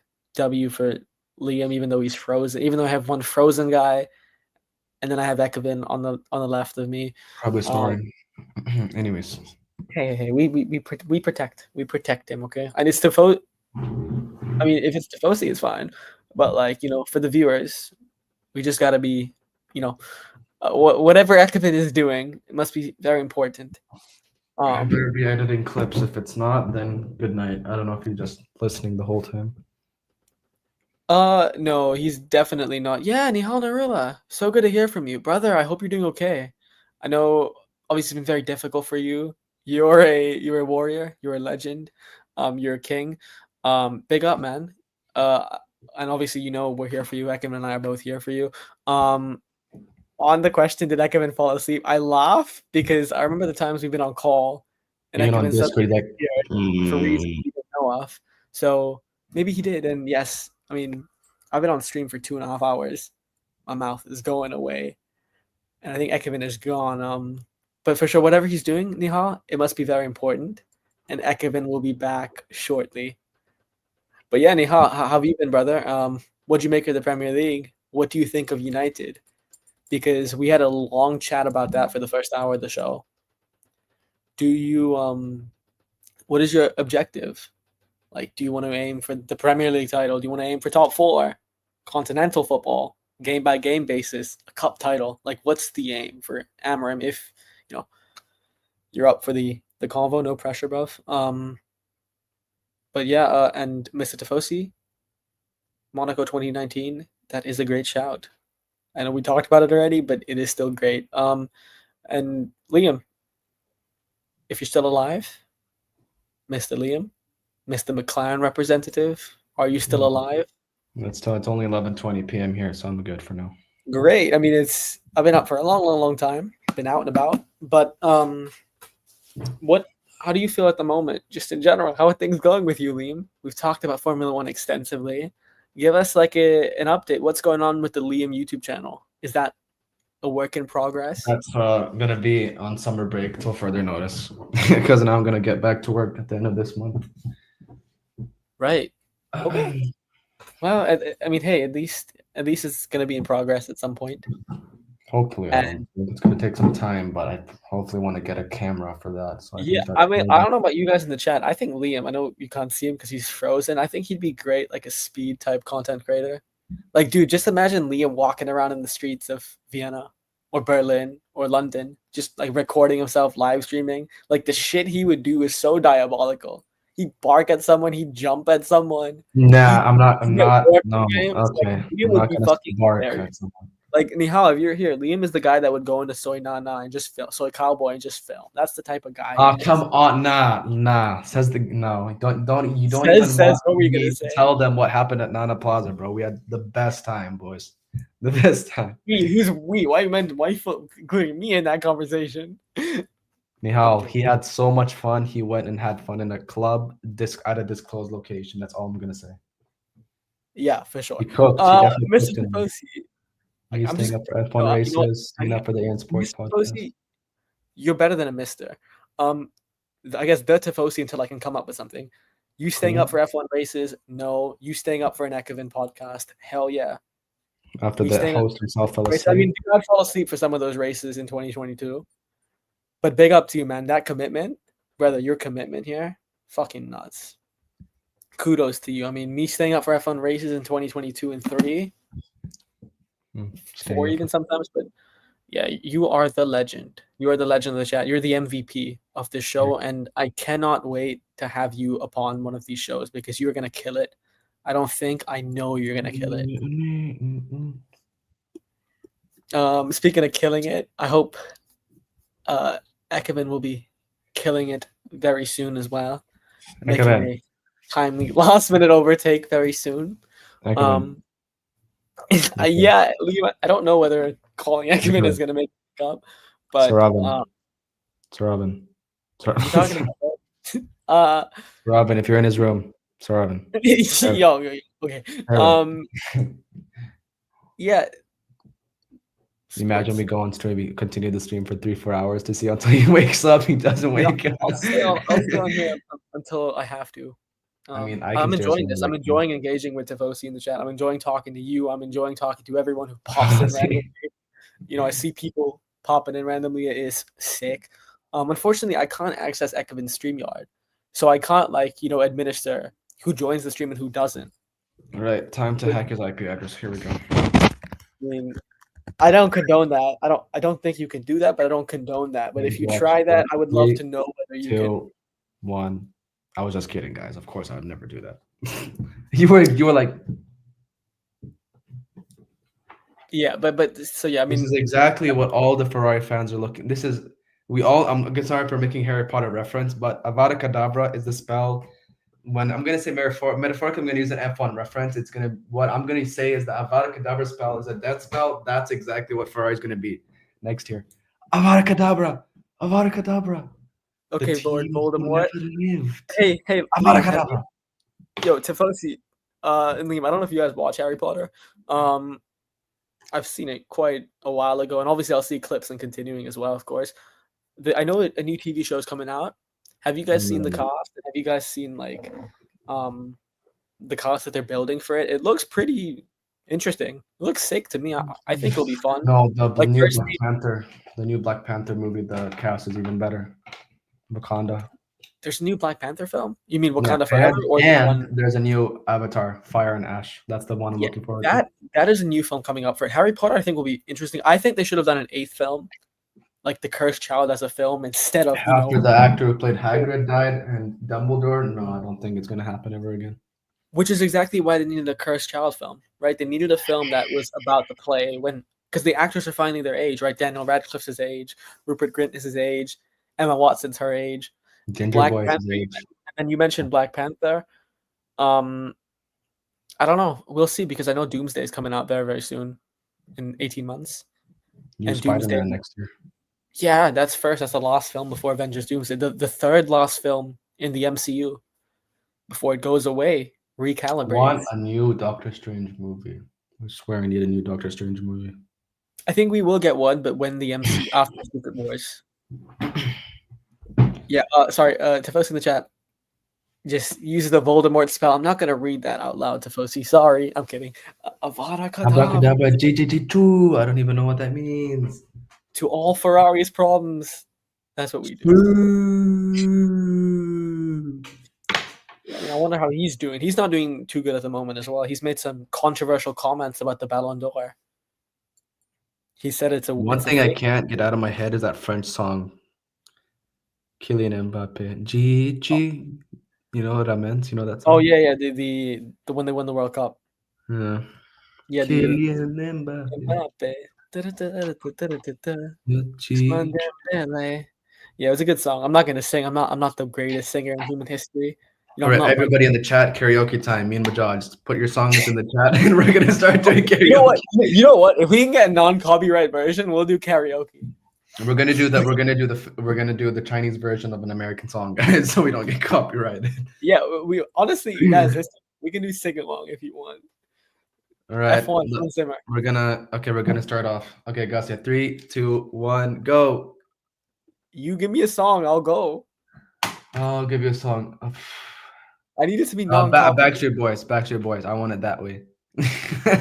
Tell me why. Or Taylor Swift, 22. I'm 20. I'm 21 or 22. I don't know. I don't know the song. I'm so sorry. Sorry, Taylor Oh Swift. no, Jackie Chan.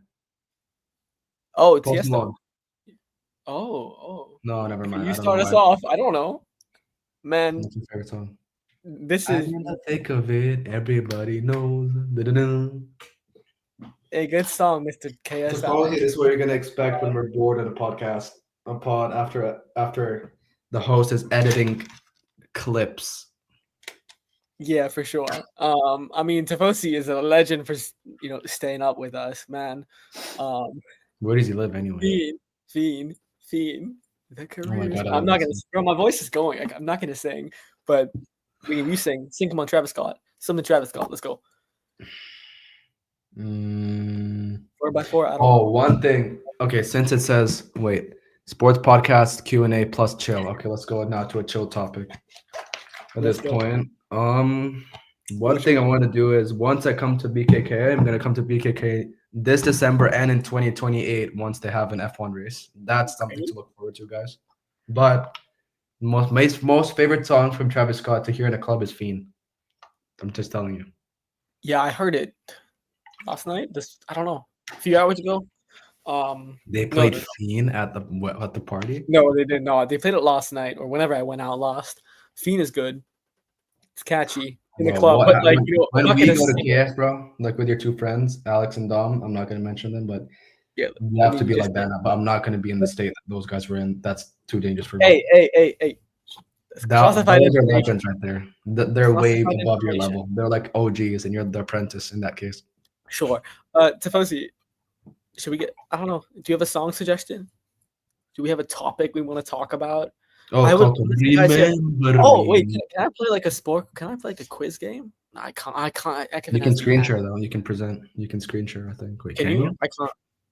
Do we have access? I don't think we can. Yeah, we can. It's the only thing we have access is present. I think that's screen sharing. I mean, if you want to. I'm trying to press it. It's not clicking. Watch along or something. I'll order pizza. I don't know. Okay, guys, let's order Pizza Company. It's 4 a.m., boys. Let's order. Guys, if you want me to, I can order food. Just do food. Food mukbang. Yeah, I mean, I didn't eat much dinner last night. I am hungry. What are some tiny snacks? Oh, we have breaking news, guys. Guys, we don't have. I mean, we'll save the food review for some time. I think Ekevin will join in as well. But speaking of the man, speaking of the myth, speaking of the legend himself, Ekevin, I hope you're doing well, brother. We are having a good time on stream. Tifosi, Liam, and I. Ekevin, that was a good cue for you to jump in. By the way, Ekevin, there's some great moments. I know it's exceeded 2 hours, but I can help you clip the stream. There's some very good moments from all of us. Really hardcore moments. For sure. It has been a super, super hard and explosive time. Wow. But hopefully we are finishing off. Oh my. Good moment of climax. Yo. And excitement and a hailstorm. I don't know. Storm. I took that really far, guys. I took that really far. Yeah. Moments better than Ferrari had in a decade. Yeah. I mean, this commitment from both of us, crazy. Nobel Peace Prize incoming for this. But yeah, I mean, Liam, chill topic. If we're not going to screen share, what's your most anticipated moment across sports for the next few months and continuing? Is there anything you're looking forward to in most any event? Isn't LeBron leaving Lakers? Yeah, we spoke about that extensively. At the moment, it seems like he's going to stay, but he might. Come on, they're not winning. Just get rid of the bastard. But he's better in the Mavericks. Come on.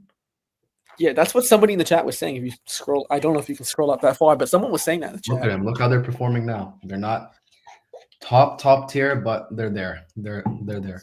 Speaking of top tier, before we talk about LeBron, we have covered him extensively. This is a good question from Tifosi.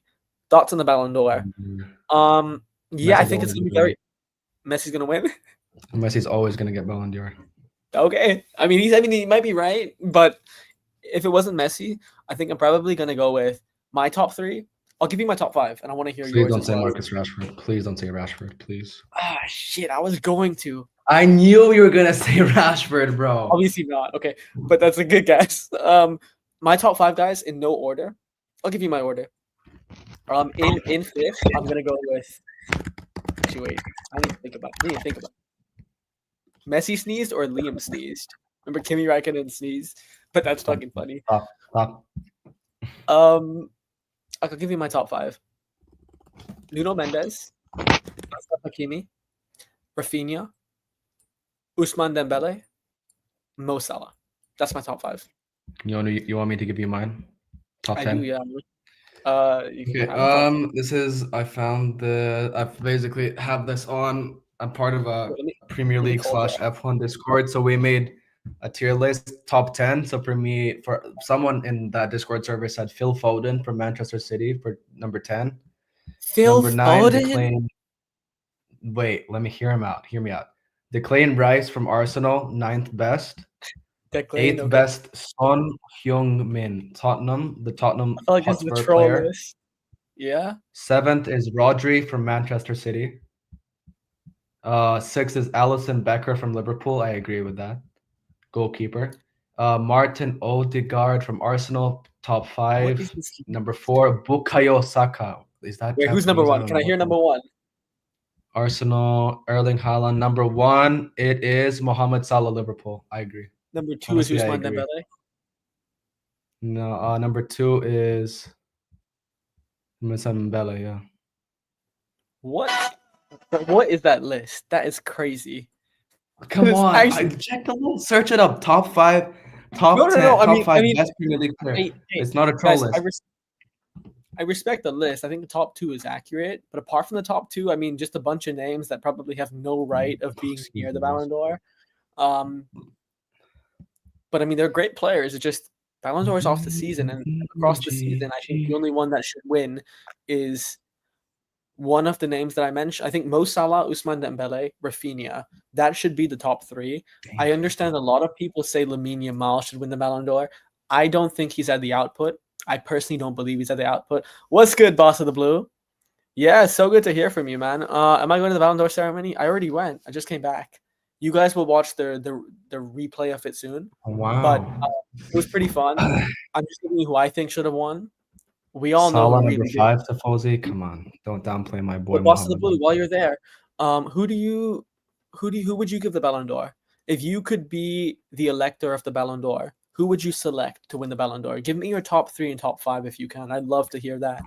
Tifosi says his top 5. Let's go from top. Actually, his podium would be Nuno Mendes at 3. I like that. Rafinha at 2, and Dembele on the top step of the podium. I like that. That's a good shout. And then obviously rounding it up would be Vitinha at 4, Salah at 5. I like that. Vitinha is an underrated shout. He had a very good campaign. He was instrumental to PSG. I forgot about him. Rafinha as well. I love the love for Nuno Mendes. I mean, he was crucial. He was Portugal's best player in the Nations League. He was one of PSG's best players in the Champions League. He had everyone in his back pocket. Literally everyone was in his back pocket.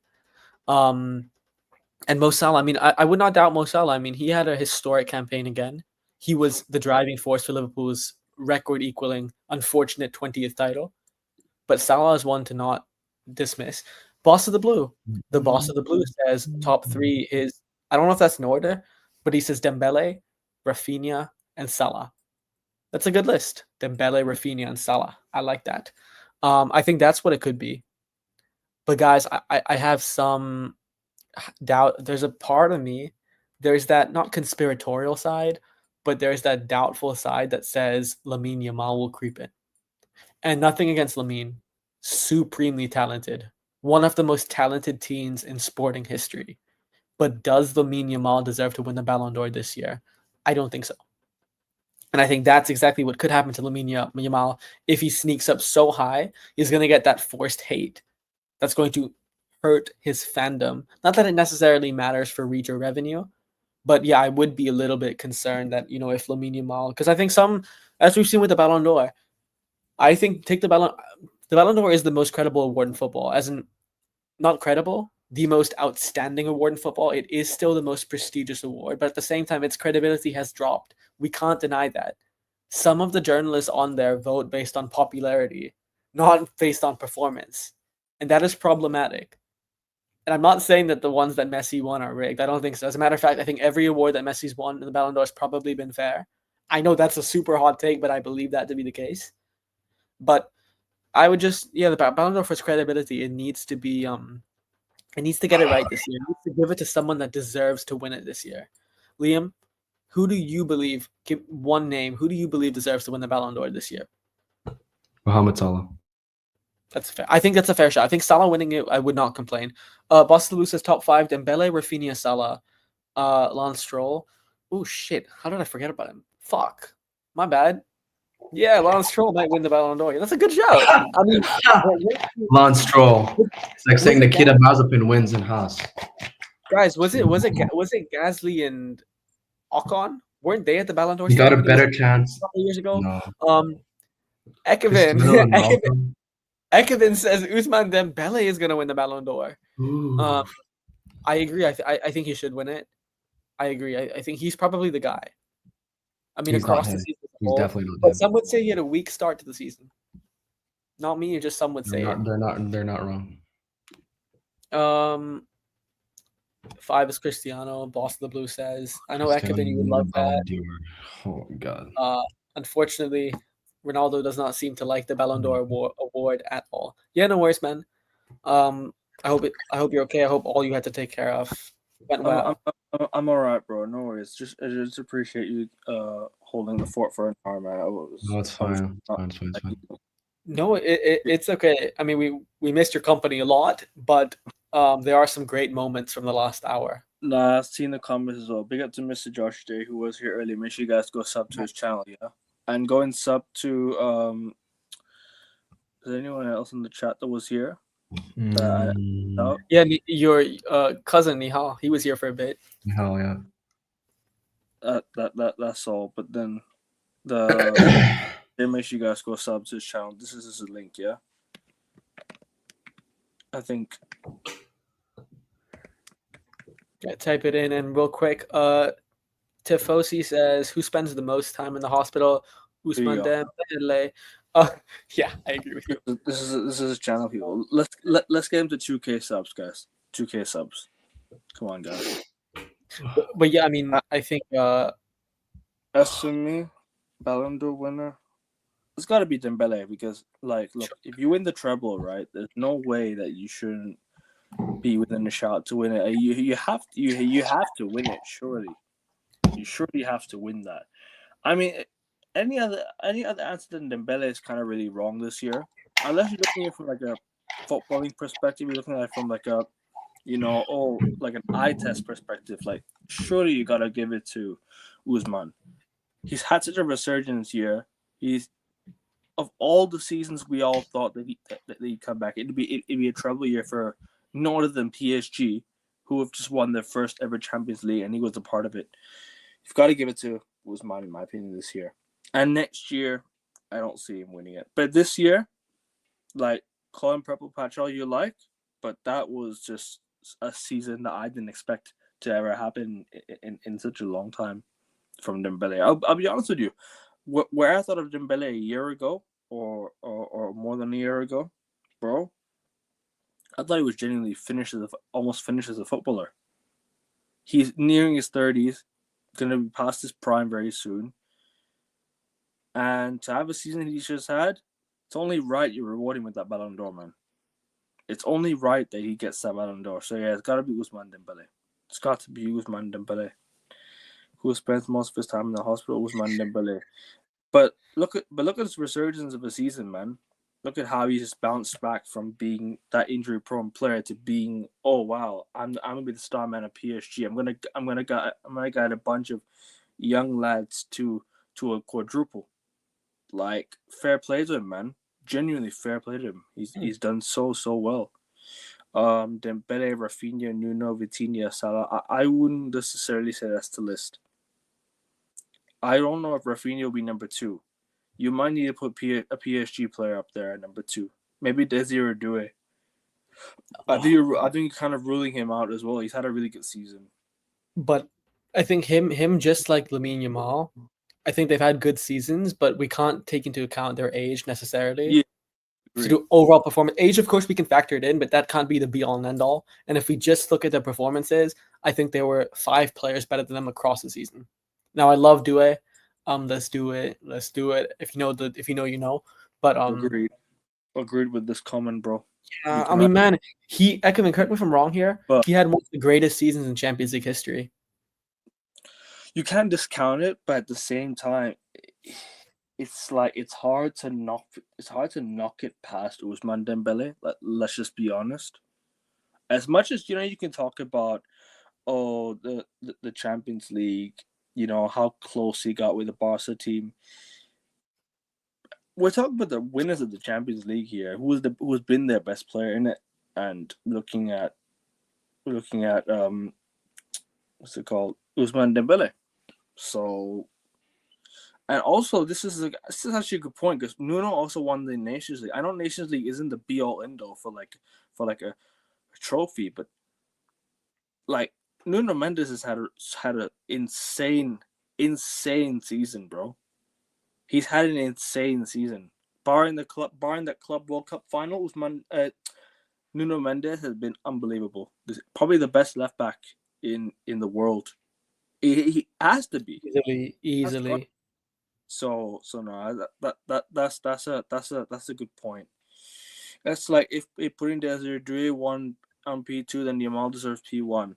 I think Yamal should be up there, but not this season. I think Yamal, based off of the season so far, I wouldn't say his season's better than Dembele. He might look better than Dembele on the eye. Maybe looking at just like him versus Ousmane. Sorry, him versus Desiree Doué. Yamal versus Doué. You're gonna look at Yamal and be like, okay, he might be the better player. If we're talking just overall, if we're just talking based off of the overall football player, eye test for me, Yamal's the better player. If we're talking based off of last season, Desiree Doué has had a better season. It's hard to disagree with that. Desiree Doué has had a much better season than Yamal because look at the achievement the PSG had. Her first season at PSG at a big club, and look at what they've done. Look at what they've done. So you only got to give credit to PSG and Desiree Doué, and and the season they just had last season. Is there any comments I've missed out? I'm sure you've read almost all the comments, yeah? Oh yeah. No, dude. Liam and I have been interacting with the chat nonstop. I really appreciate it. And once again, I just had to hop. No, dude, it happens to all of us, and of course, when it's important, you got to answer the call.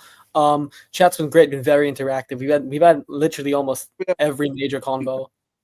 Big ups to you guys every single time, man. Big up to Bossa Blue. Big up to Tifosi. Yeah. Big up to Mob Boss. I'm sure he was here. He tagged me in a tweet. Don't know if he's in the chat now. Big up to Mr. Joshy J, and big up to everyone who was here. Big up to you guys. And is there anything you want to add? One more thing. I just want to answer Boss the Blues comment real quick. Go ahead. Of course. You raised a good point. There have been bigger surprises in football. Even if Nuno Mendes won the Ballon d'Or, I'm assuming. Okay, maybe retrospectively, maybe Nuno Mendes winning is not a surprise because of the performances he put in. But if we were to look at it before the season, considering the position that he plays at, because they don't really consider left backs as a yeah, top. And it's not just that. Like before the season, guys, is there would anyone have even said Nuno Mendes to win the Ballon d'Or or to even be in the Ballon d'Or contention? No, I don't think so. Like if he were to win prospectively, it is one of the biggest surprise, maybe the biggest surprise in Ballon d'Or history. I mean, I can't think of a Ballon d'Or winner that is so much more outfield than Nuno Mendes. Can we? Or I don't think I can. Is there a Ballon d'Or winner? I want to just look at the Ballon d'Or winners list really quickly. Is there anyone that is more outfield? I'm looking through the list. No, I don't think so. Everyone. The non-attacker to win it was Rodri. So that was literally it. Yeah, Rodri was that's good. last to win the Ballon d'Or. But I think the issue with Rodri was, I mean, he was a very good player. We all knew what he's accomplished and what he could do. So it wasn't a surprise that he was up there. Mendes is more of a surprise. I'm just looking back historically. The only ones that makes. Agreed. I mean, I'm sorry, yeah. In my opinion, yeah, like this is no disrespect to Rodri, yeah, but in my opinion, he should have won the year before when they won the treble. Last season, it was Vinny Jr. all day, all night. Like that double winning season that Real Madrid had, the league and the Champions League. Vinny Jr. was by far the better player. I think Rodri should have won it the year before when they won the treble. That was maybe the year that was more respectable because like if you deep it right. Yes, Man City won the Premier League and Spain won the Euros. But is international football really the barometer of a Ballon d'Or success now? Yes. Because we can't look at Euros, then it's because Ekevin, it's the World Cup, man. And the two players, Messi and Mbappe, were good. It was the Euros that he won. That's why they gave it to. Oh, you mean Rodri? Okay. No, because you meant. I'm not talking about Messi. Yeah. No. I was talking about Rodri. Yeah.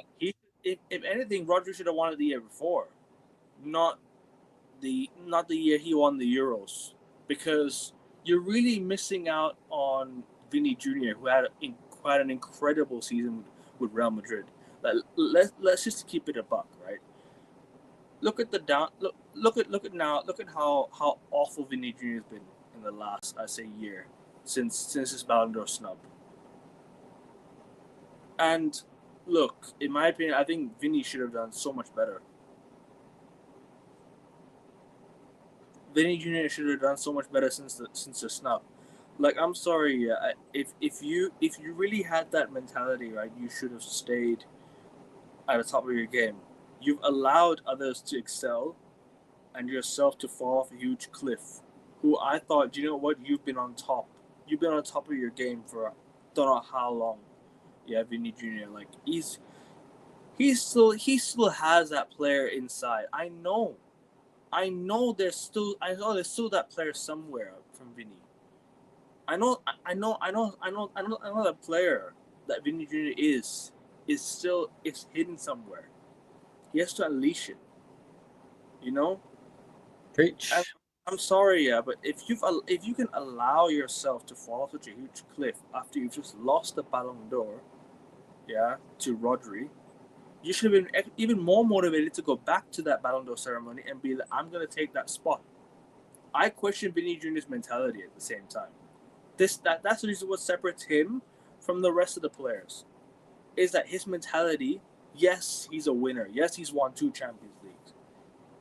But is he really like that guy mentally? Like, is he so solely focused on like himself or his team? I don't know.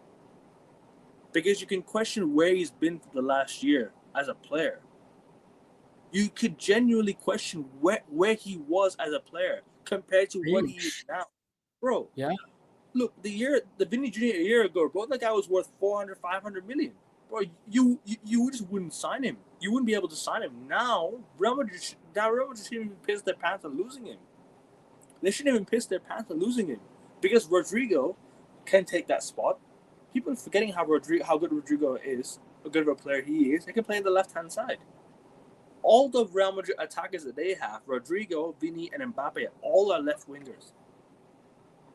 They're all left wingers. Only Mbappe recently has converted himself back to a striker again because he scored so many goals in Madrid. All his goals came from up top. And yes, I know I used to say something controversial about Mbappe, and I used to say something controversial about maybe he does not really suit that striker role because of obviously the way Real Madrid counter and PSG. But it's no coincidence that now that PSG let go of Mbappe, they win the treble or win the quadruple. Does that make me question? Oh, could it also be the lack of team harmony? Could it be a lack of team harmony? You know, you need to have mentality and team harmony as a huge factor in terms of you as a player wanting to excel. I question that in Vinny Jr. I genuinely question that in Vinny Jr.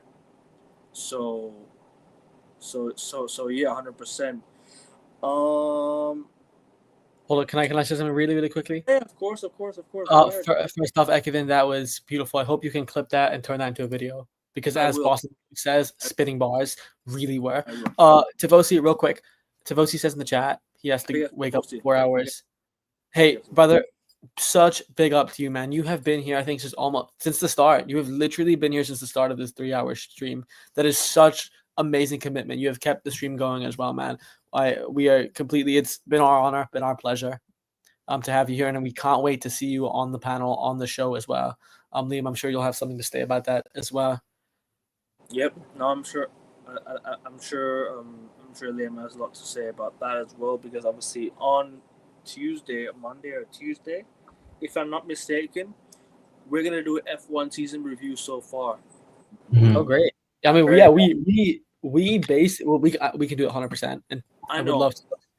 But we still need to get King's opinion. We still need to get Tifosi's opinion. We need that. But we need more voices on. For the three of us in the chat, as in Liam, Tifosi, and me at that time, we did we went through almost every team, which was pretty sick, guys. Yeah, that's a good review. That's fair. But I wanna have him on stream as well. No. I'm not saying. I'm saying we 110% have to do that. Like, we need to get him on stream. I hear it. Yeah. But take care, Tifosi, man. Take care, bro. Take care. Legend. Yes, Sierra Grazie. Yes, Sierra Grazie. I love that. Santiago. No, but Augustia, is there any question about F1 you want to ask me so I can give you an answer? Yeah, I mean, we were just talking about, like, if you had to give who's your driver of the season so far. We had a good discussion about that. So should I tell you who we said? Yeah, I heard you say Lewis. I heard you say Max Charles. I heard you say the two best drivers right now, Max Charles. And then George as well. George, and yeah, that's all I heard. I heard the top three. Yeah, because we asked like 1,000 different questions. We ended up talking about like best Lewis Hamilton race, what's Lewis Hamilton gonna do. We went deep into that stuff. But the one question we had is, who has been your driver of the season? And the one I asked is to everyone in the chat, because there were multiple people at that time, Ekevin. As a Ferrari fan, I want to hear your opinion on this here. What is your objective for the end of the season? As a Ferrari fan, what do you want to achieve? Do you want like Hamilton to regain confidence, Leclerc to have confidence in the team, to finish second, or is it just fuck it? Who gives a shit? At this rate, bro, after what happened in the last race, I mentioned about it. What happened last race was just something I don't ever want to happen again. Please. God forbid, yeah. The way Ferrari end races, man. It's gonna be the end of us. It's a circus show. It's literally gonna be the end of us. Well, I'll just say this, right? Look, at the end of the day, Ferrari just needs to restore some pride for the rest of the season. Like, let's just be honest with you. Like, there's nothing for us to fight for. Genuinely, there's nothing for Ferrari to fight for now at this rate. It's more looking ahead to next season. You know, it's more looking ahead to what are we gonna do next year? What are we gonna do come the year after, when Lewis Hamilton does decide to maybe say, "Oh, I'm gonna leave now," or "I'm gonna dip now. My time here is done." You know what I mean? So, no, yeah, I that's just my thought as of right now, in terms of obviously, you know, in terms of overall driver of the season. And in terms of what I think Ferrari, look, it's like I've been saying this constantly since, and I will continue to say this. It's a shit show. It's a clown show. Nobody wants to believe me, but when I told you, man, it was a clown show, I got proven right on the last weekend at least, I should say, right? Nobody can argue against that fact. Let's just keep it a buck, all right? Let's just say it as it is. I mean, look at the way they handled that race. Look at the way they lost that race. Look at the way they got pump faked by McLaren, like Augustia mentioned on last week's show. Look at the way they got fooled by McLaren. It's almost laughable at this point. Like, yes, I'm a Ferrari fan. Yes, I did a whole rant on it last week. We did a whole rant on it last week, me and Agustia, right? The whole show is basically about Ferrari and sticking the gaff out every single week. But also, it's just a joke at this point. Like, you know, when we say clown show, when we say, oh, Ferrari are a joke, that just makes me laugh a bit more. Not that I deep it actually gives us something to talk about, because it's always the same Oscar Piastri, Lando Norris, same old. Look, obviously we do have a McLaren fan on the show, and that's fair enough. He can talk about his team all he likes, but that gives us more content. That gives us more to talk about if Ferrari start doing clown shows every single week. Let's just be honest. Yeah. There's literally nothing to talk about other than Ferrari's absolute stinkfest. You can smell it from here. I'm joking. No, Hey, yo, what? George. What the- No, Yo, 3 hours. as I was saying, like, look, my driver this season is definitely not a Ferrari driver. Definitely not Max Verstappen. Definitely not Max Verstappen.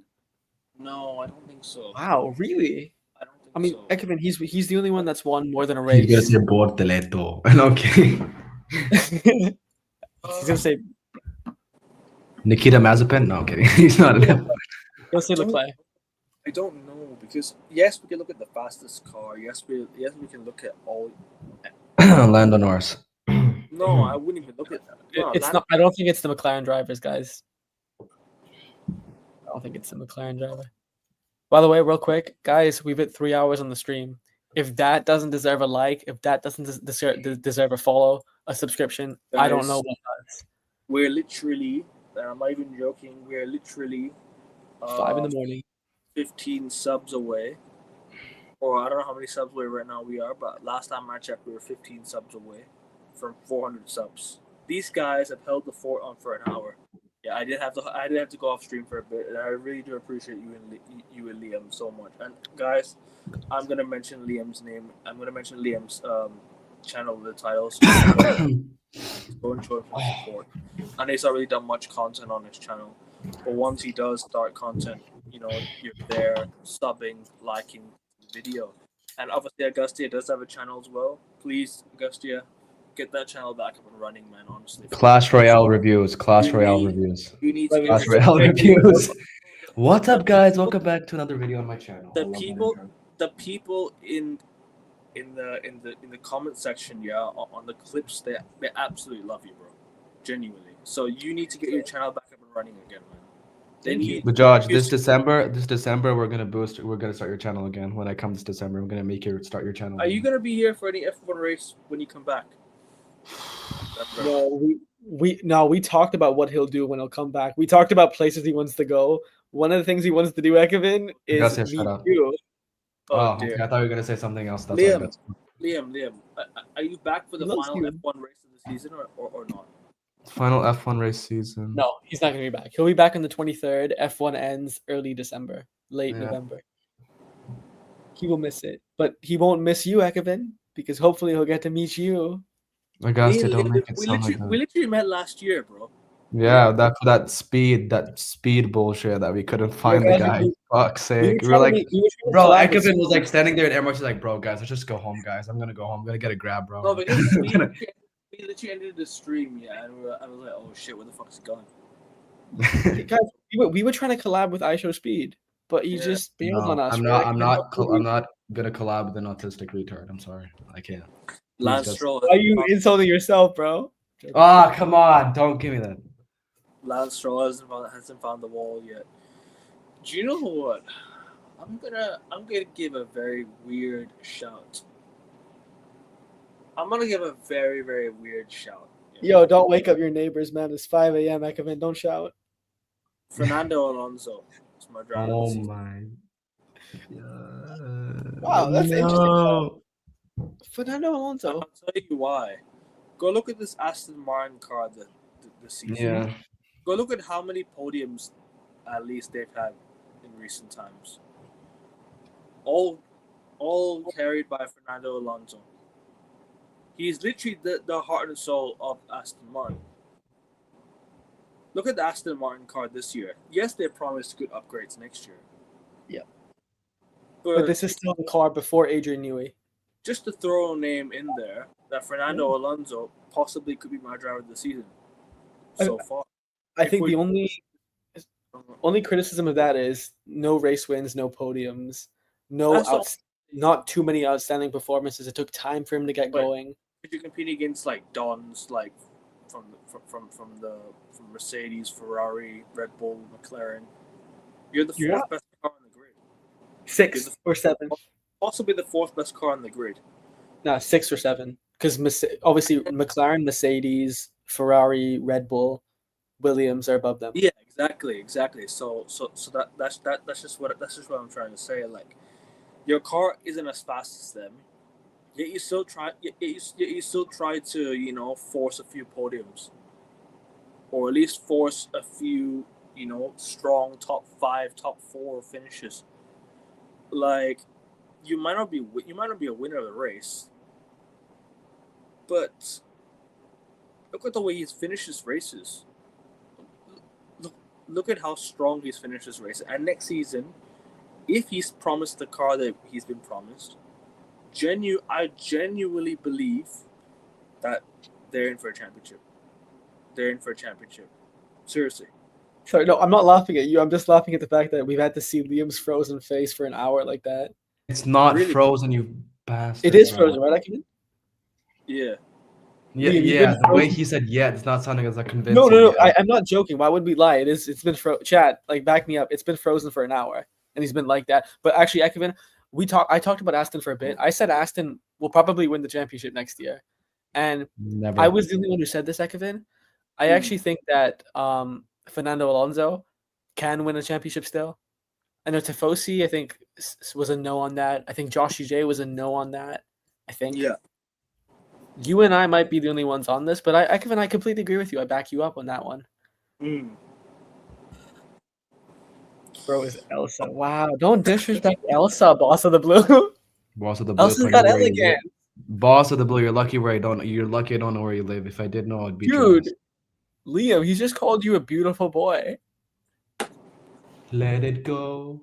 Let it go. No, okay. Yeah, exactly. No, you are right, bro. You should let it go.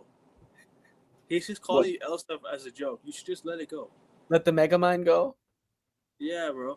Augustin, I'm gonna slap your hairline so far back you're gonna go to Turkey for a hair transplant once I come in. No, sorry. Open your hairline, bro. Are you forgetting Kimi Räikkönen? Kimi Räikkönen, I knew he was gonna say that. Bro, but hairline, bro. Look at your hairline. Your hairline literally looks like a bat signal. Bro, it looks like a bat, bro. Look, 4 fingers, 4 fingers. Bro. 4 fingers. It's not 5, it's 4. Brother, you're frozen. You're literally Arsenal in a big game for a title. You're frozen. Oscar, they said he doesn't care about Charles because he knew Ferrari would throw it away. He doesn't have to care. He literally doesn't have to care. I don't think he said that. I don't think he said that directly to Charles, but indirectly, I can tell you're spot on, bro. You're spot on.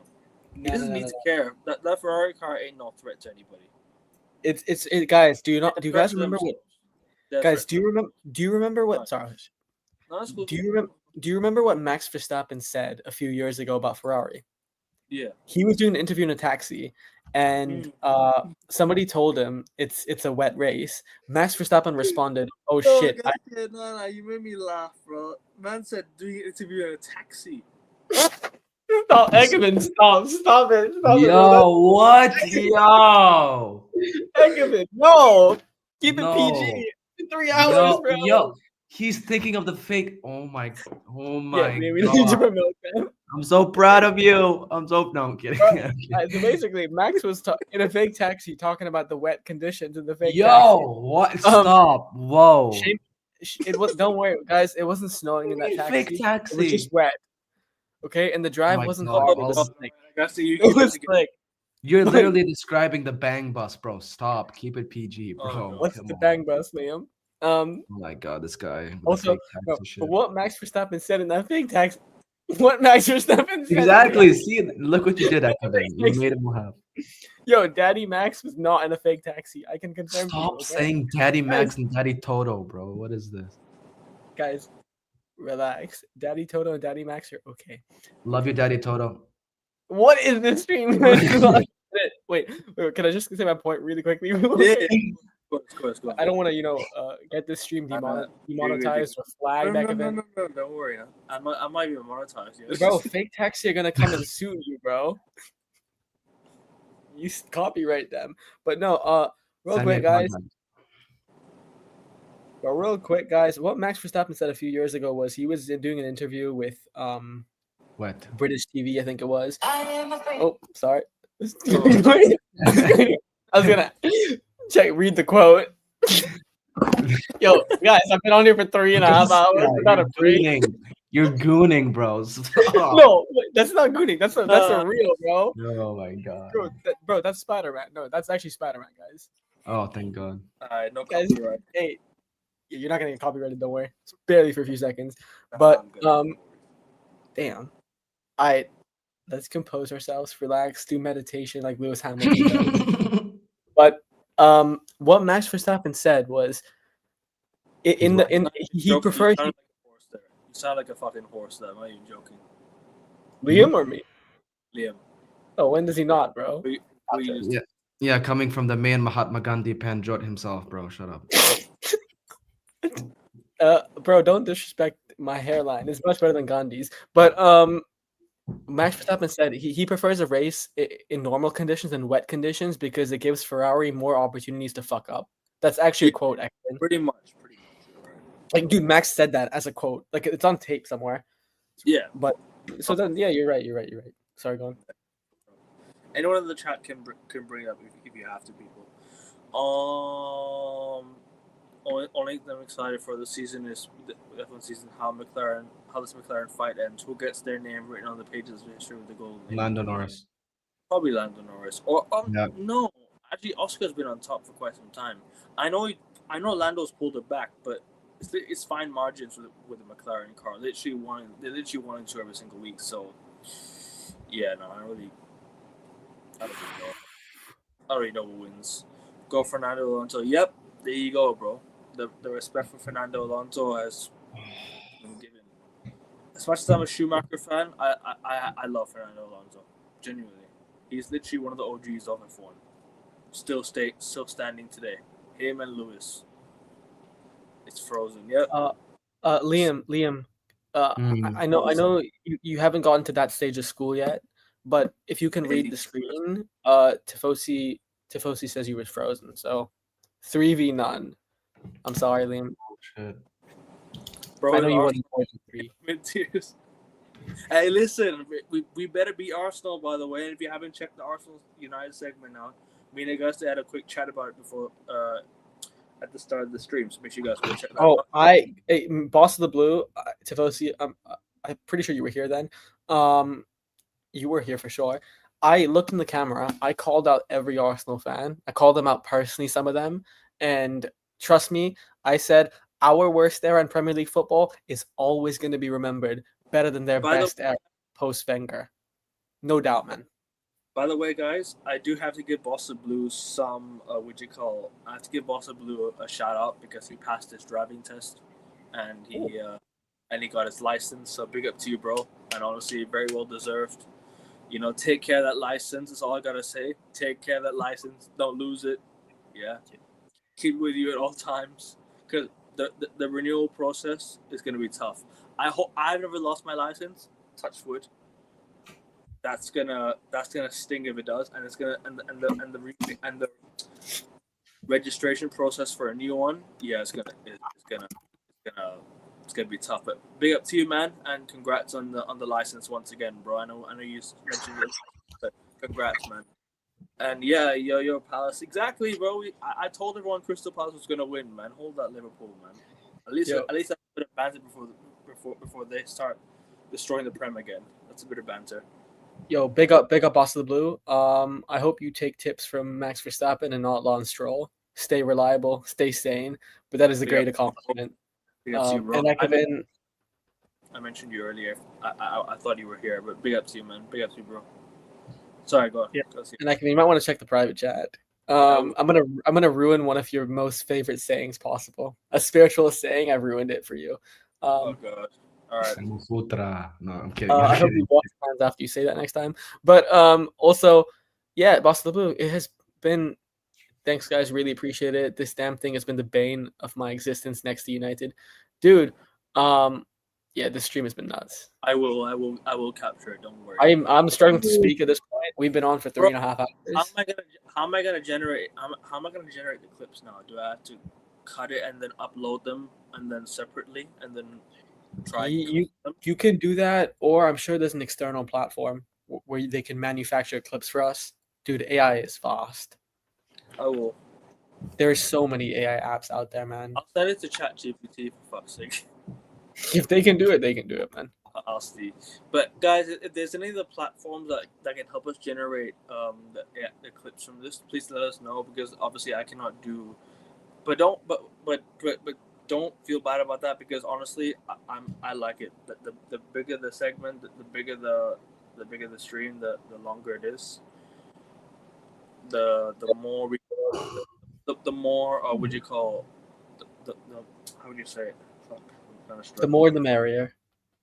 Yeah, you're getting a lot more from what we said on stream, and honestly, it's only credit to the guys, because they've held it for me, because I had to hop off stream for a bit, and I apologize once again for being away for a bit. But honestly, that I promise I'll promise that'll probably never happen again. But honestly, famous last words. Yeah, well, for everyone, honestly. Man said famous last words. Dean can we Henderson. take a moment?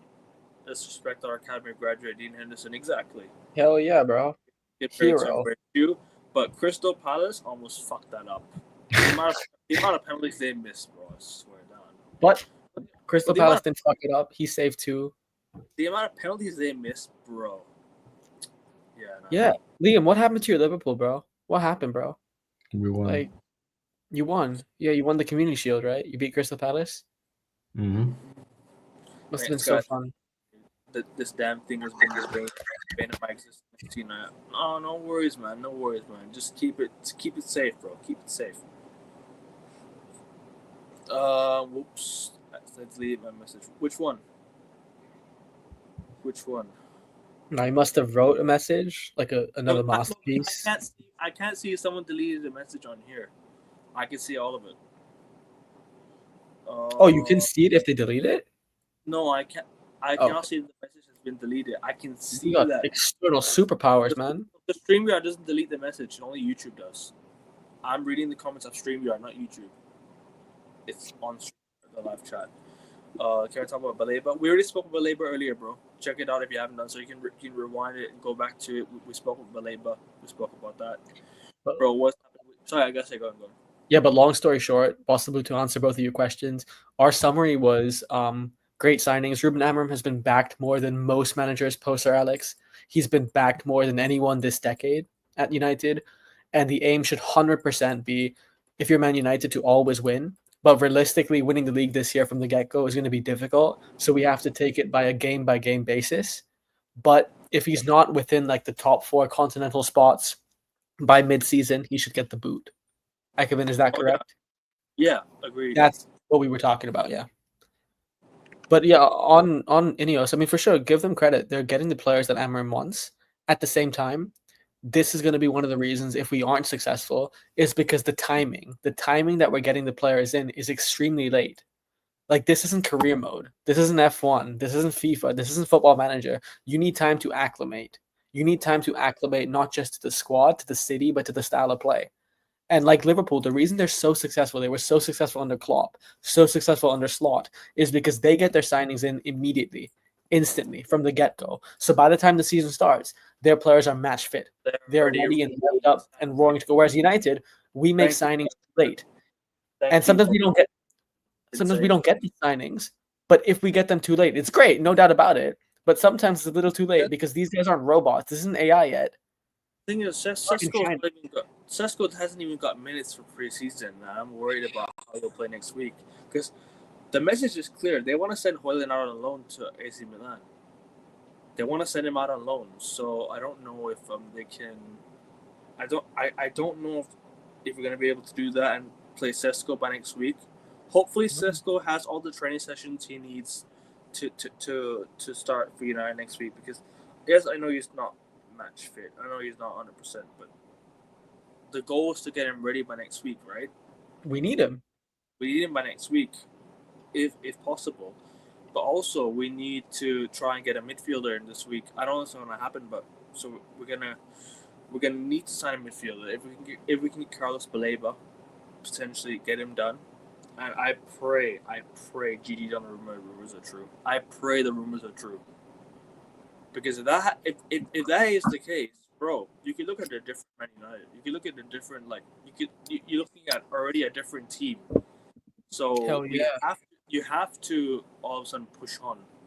Otherwise, you've just wasted money on nothing. Yeah.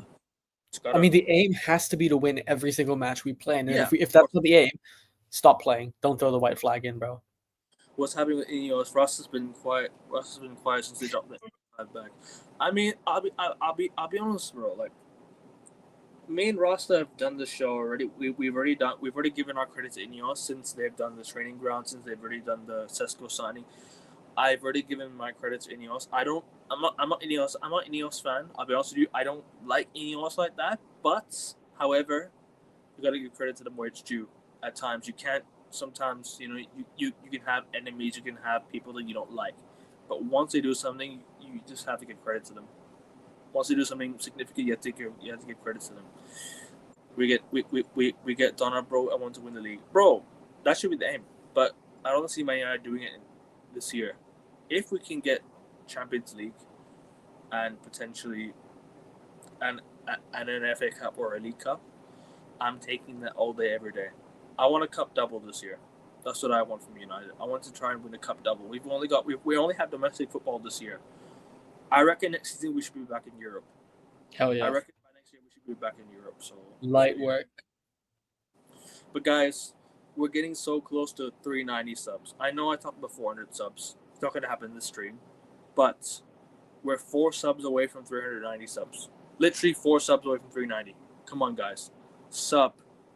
We're getting ever so closer to 400 subs, but 390 first, and then we'll go on from there.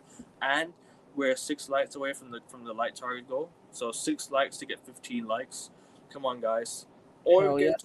That'd be great, guys. Come on, keep liking and subbing, guys, please. And make sure you guys. I will put Liam's link in the chat in the title. So make sure you guys go check that. Amazing. We're gonna get. Sorry, I missed the area with that one. Liverpool aren't the monsters people think they are. No, I think Community Shield we cannot judge. Let's just be honest. As much as we take the piss out of them, can't judge based off of Community Shields. Like, I think Palace wanted it more.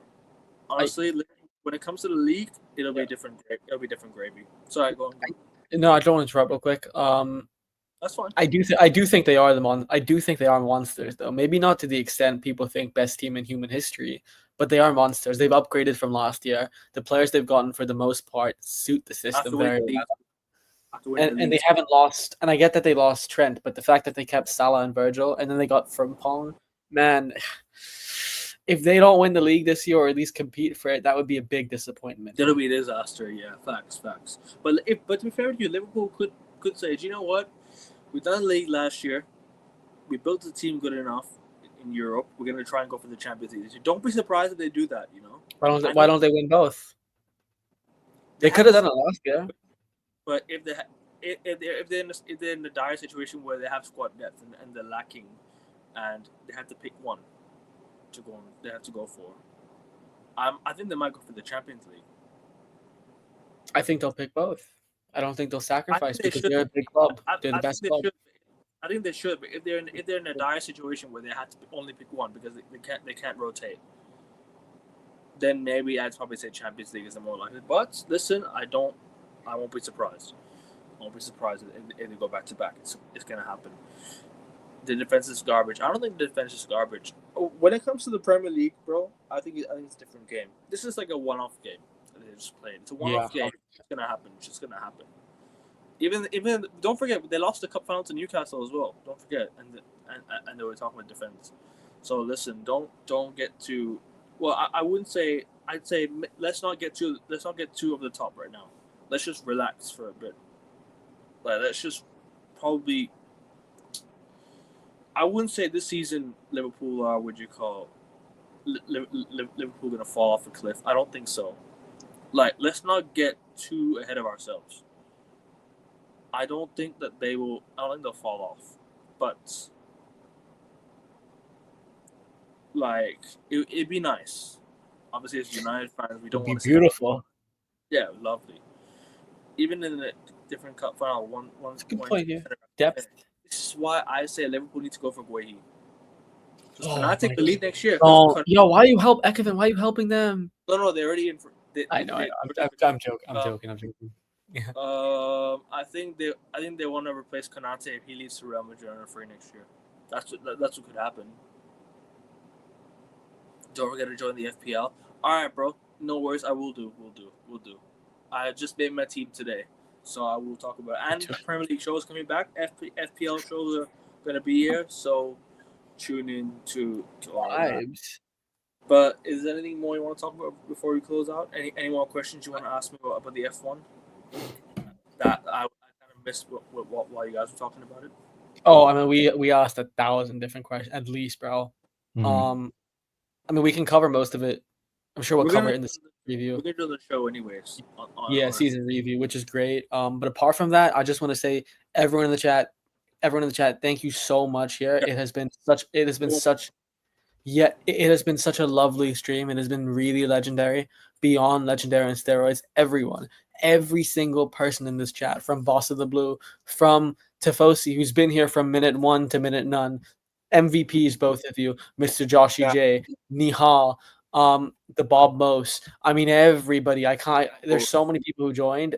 Ashaba, Shivan, like literally everyone, man. It has been legendary. We've covered so much content. We've talked about 3-4 different.